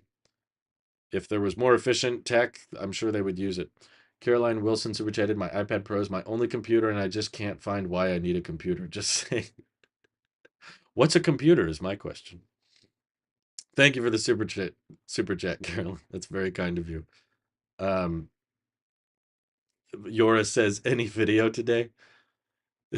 Is that your subtle way of telling me to end the live stream? They're like, you've been talking for a while, Drew. Should you actually, I know I may seem a little happy and uplifting, but I'm very tired. I did not sleep well last night and I was up very late and we have a bunch of stuff going on outside of work that's taking up a bunch of time right now. It's a bunch of stuff and people we're seeing in places I got to take my old crap and all this stuff. But So I'm not sure if I'm going to have time to do a video today, but there will definitely be more videos to come. I'll probably do a whole video on the Apple Watches because I didn't talk about them in my iPhone 15 video, and then I did a whole video on AirPods because I thought that was more interesting than the Apple Watches. But yeah, basically, spoiler alert, when I do my Apple Watch video, the message is just going to be don't buy them. Don't buy the new ones. They're not worth it. Just like we expected. The Ultra 2 is not that different from the Ultra 1. The 9 is not that different from the 7. I'm not even going to say the 8 because I don't want you thinking, yeah, just get the Series 8 for cheaper. No, the Series 8 isn't worth it either. The Series 7 is going to be even cheaper and it's identical. There's not a huge difference. Um, so many things to do with all of the stuff and the people that, well, I didn't want to get super precise because I'm not sure if I'm allowed to share all of this information. So sorry if I'm keeping it vague, but I'll probably try to sleep after this if possible. Louise is living like it's 2017 with her ecosystem. That's true. You're right. She's on an iPhone 10 and a Series 3. Yeah. I would say it's because of the efficiency watch chip. It's more of the software. Garmin's get like 7 to 14 days of battery life on a single charge. Yeah, but it's not a physical milliamp hour capacity difference. It's like the way watchOS performs, basically. Like the way watchOS is designed, Garmin's are not doing as much stuff as watchOS is doing in terms of the brightness, the animations, the graphics, the background activity going on. So if you wanted the Apple Watch to last 7 to 14 days, then you're going to need to fundamentally change the way watchOS works, which would probably lose a lot of watchOS's appeal. It would lose the animations, it would lose the brightness, it would lose the passive features. But yeah, that'll be my end message. If you want an Apple Watch, get an Ultra 1. You can probably find those for much cheaper now. And also get a Series 7 instead of a Series 9. You can find those for far cheaper and you can get a steel one. I still, to this day, I will not recommend anybody buy an aluminum Apple Watch. They age so poorly, not because of the aluminum, but because of the glass. That Ion-X glass collects so many scratches and gets dinged up so much. It's not worth trying to get by with the aluminum. And you can find steel watches for cheaper than the new aluminum ones, which is why I'm comfortable. Like, I'm not trying to convince you to spend more money. I'm trying to convince you to spend less, because you can find I think I saw on Amazon, you can get like a steel Series 7 for like under $400. Or get an SE. Yeah, if you're comfortable with the Ion-X glass and you're not bothered by the little scratches, then get a get a cheaper one. You could probably get a used SE2 now for under $200. If you're not into the steel watches, then yeah, basically don't buy a new Apple Watch. That might be the title. Don't buy new Apple Watches. Or maybe I should preface don't buy Apple Watches new or something like that. This is your Apple Sheep here. Best Buy credit card holders have $80 off on the Ultra 2 already. Got one for my friend with my card. Well, okay, there you go. I mean, it's cool that they got the brightness up to 3,000 nits, but I'm sorry, in all my years of wearing Apple Watches, the brightness is not a problem. My watch doesn't go over, I think, 1,000 nits, and it's plenty. I can see it just fine in pure daylight. I would not spend a penny to get that display brighter. It's already plenty bright to me. Um, Ryan says he hates his stainless steel watch. My aluminum hasn't collected a single scratch. That's fascinating. Everyone I know with an aluminum watch, their glass is all scratched up. Apple refurbished, just get an Apple Watch that way. Yeah, if you want it from Apple and you want it with the warranty and everything, then yeah, get it refurbished. After like 8 years, they only have 3 carriers compatible with the cellular watch. I know, right? That's kind of funny. Apple Watch SE2 is $200 on the Apple refurbished website. There you go. Much better deal. Much more affordable. And if you're willing to go secondhand, you'll probably get it even better. I've seen some $100 Apple Watches on eBay. I think going down to one nit is a bigger deal. I mean, it gets pretty dim as is. I don't think I would pay any amount. I don't care if it was $1 more for my watch to go down to one nit. It's not like it's just you can set the brightness really low if you just scroll up on the digital crown. But I think actually they might have removed that or they made that harder with WatchOS 10 because of the stupid widgets thing. I really don't like watchOS 10. Have I mentioned that? And when an operating system makes me not like the product as much, I will stop using it. Let this be a warning to you, Apple. If you really botch an operating system release, it will make me stop using the product. That's what happened with the iPad and the watch now. Ultra 2 is going to burn our eyes more than the sun, practically a flashbang grenade. I know, 3,000 nits. I'm trying to visualize a situation where that would be useful. Is the 13 mini available on Apple refurbished yet? It probably has been, but it's likely all sold out. Anytime I remember seeing a mini iPhone show up there, it didn't last very long. Um, I will stay on watchOS 9 forever. Good luck. Alex H, thanks for the super chat. Do you know where I can get a used black Hermes Series 7 looking to trade my regular stainless steel Series 7? Not specifically, but I would look on, I don't know, Facebook Marketplace or eBay or something like that. What was the problem with watchOS 10? Well, I've done 2 or 3 videos now on watchOS 10, and I prefer Control Center just being able to swipe up. I don't like having to tap the side button for Control Center. It's just not as natural, and I don't use the widgets thing. And the widgets are redundant if you use a modular watch face. The widgets just give you more information that you already have. So they've sacrificed a very important gesture because it's a very small screen and there's not a ton of buttons. So there's not a ton of things you can just a ton of gestures and options to choose from. And one very, very valuable one was swiping up to access Control Center, and they replaced that with this widgets thing. And the widgets are not that helpful, in my opinion, because if you want those icons and if you want that information, then you'd put that on the watch face. So Apple's mindset is choose a prettier watch face and then access the widgets. But that kind of kills a lot of the value, in my opinion, of a lot of the watch faces, which I preferred being modular. And on top of that, they broke the home screen. So now it only goes up and down. And I could get to more apps faster when it was omnidirectional and I could change it around. Oh my God. Chad Phillips. Why are you guys still doing this? Trying to be concise, but sleep metrics can show what after workout can show if you went too hard or not hard enough. HRV also helps with early detection of being sick, etc. I believe that. I believe you, Chad. Thank you for the donation. Um, but that implies you have to be tracking everything you're eating and drinking in order to have accurate sleep measurements. And from what I've gathered, which is totally believable, yeah, what a Chad move.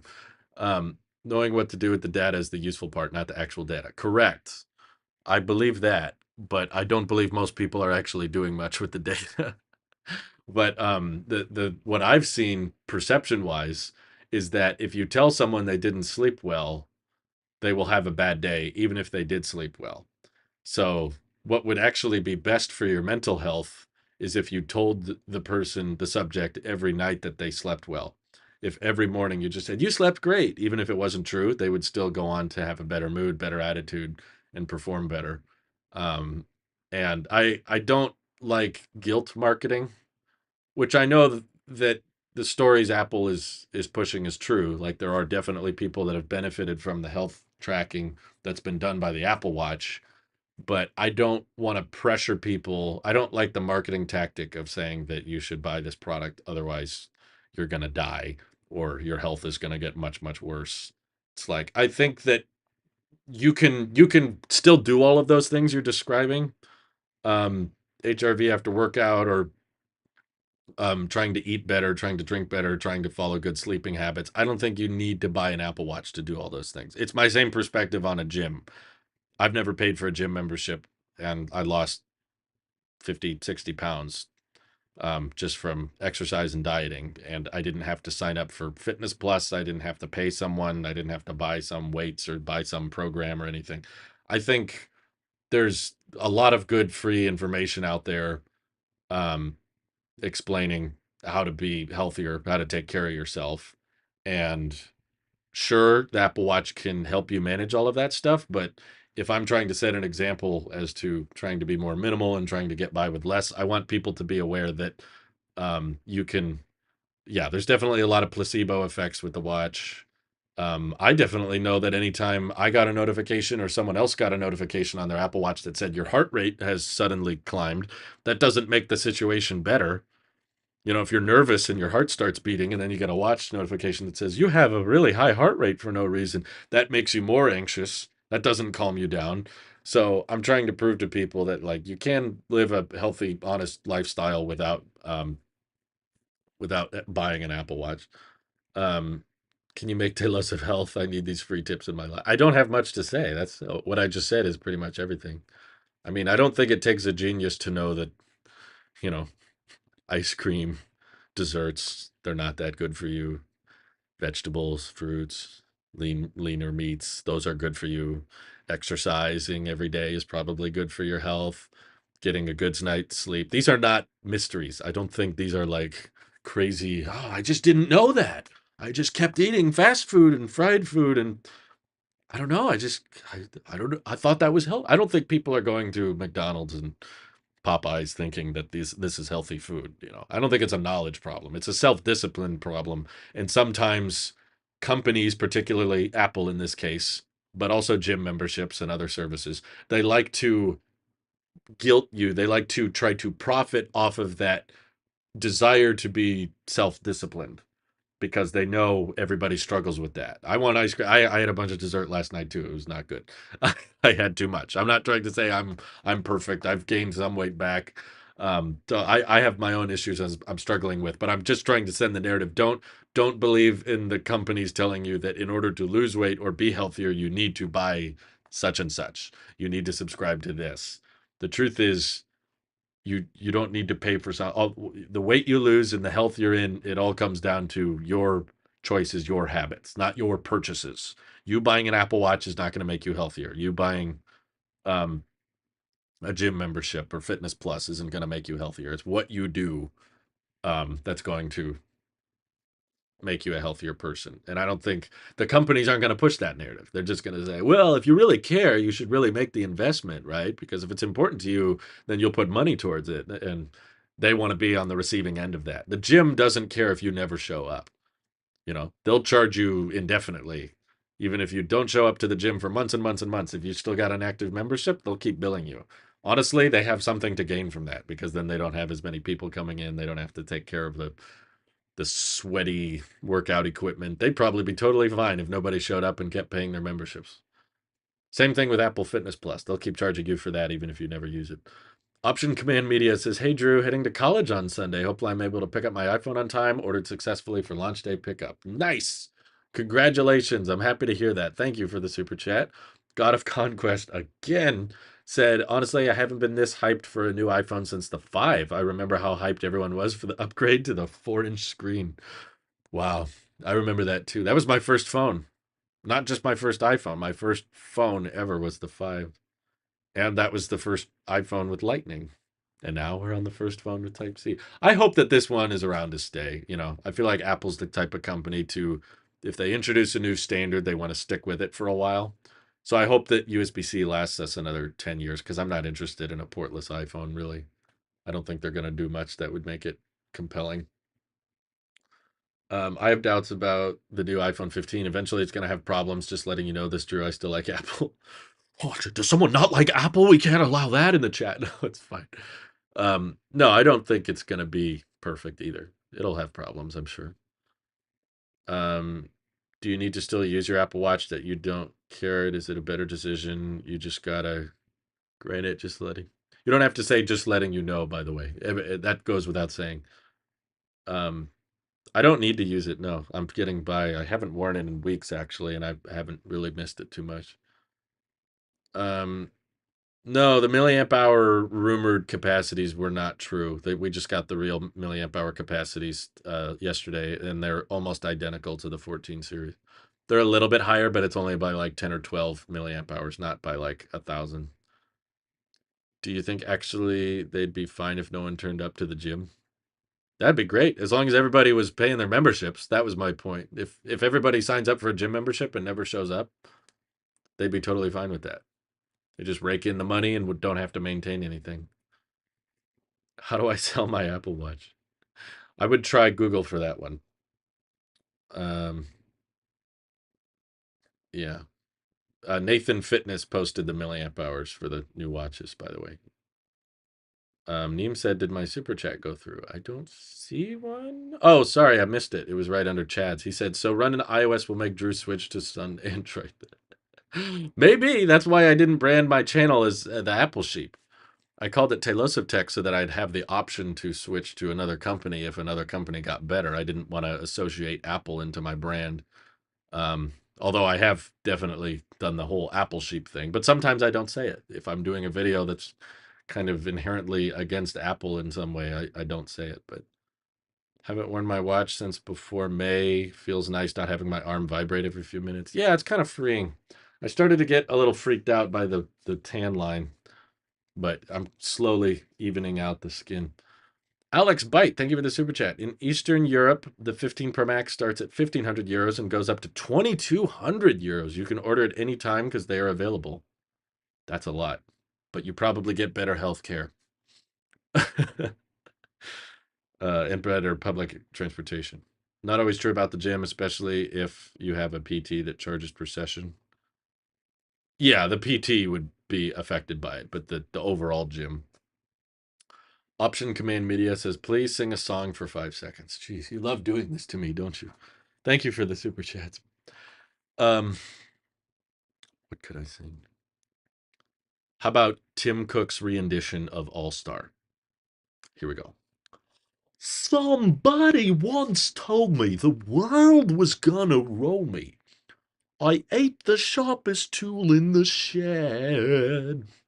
She was looking. Oh, that was 5 seconds. I think we're good. What if Genius Drew? Don't call me Genius Drew. I don't appreciate sarcasm. Becomes the new Microsoft, Walmart, or even Apple CEO. Walmart CEO? I don't even. What would I do with Walmart? Oh yeah, sorry, copyright. How would I get an iPhone with a SIM tray? I'd buy one overseas.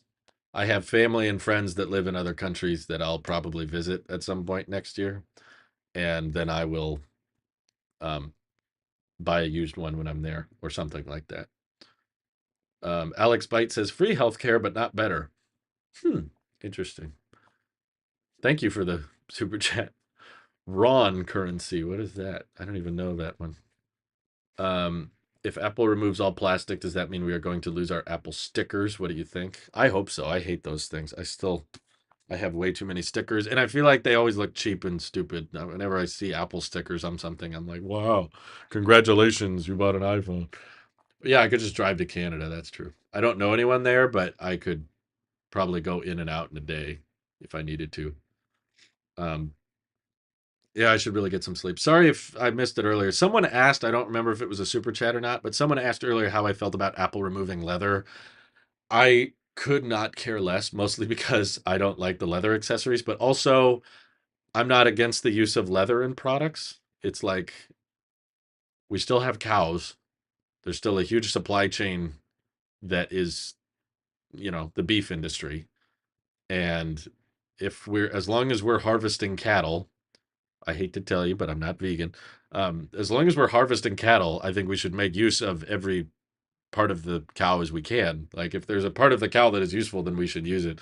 Um, and I think that the use of leather in products is fine, but I guess I support Apple's decision to stop using it if that makes them feel like they're helping in some way. But I'm not a fan of really cases in general. I have not found a phone case that I like, so I don't really care if they use leather or not because I'm not going to buy it. I'm not going to use it. My wife is using a leather iPhone case. I think she likes it, but I don't care for it.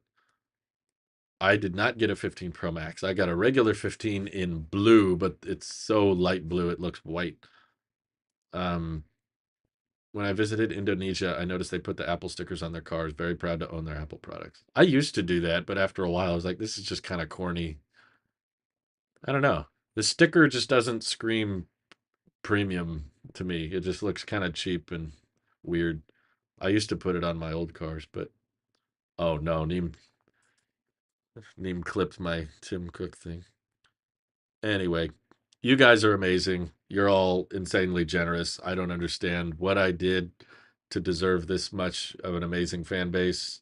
Do I recommend iCloud? I try not to. If it's possible for you to get by without it, I recommend you not doing it. But I'm gonna try to go get some sleep, and I'm not sure when I'll be available to make some more videos. But I seriously, you guys went above and beyond everything you needed to do today. You didn't need to super chat at all. I would do this just to hang out because I know all the Apple sheep are going to be awake and stressing out about the pre-orders. So, but you made this much more enjoyable of an experience for me, and you guys are just. I feel like I just have a bunch of fun friends to hang out with. So, seriously, thank you all very, very much. Channel members, I will see you in the next behind the scenes live stream. And I hope you guys get some rest or get your iPhone soon. Hopefully, the delays aren't pushed back too much. And I hope you have an excellent rest of your day. Oh, I'm ending right at the 3 hour mark. Let's see if I can get it right there. Bye bye.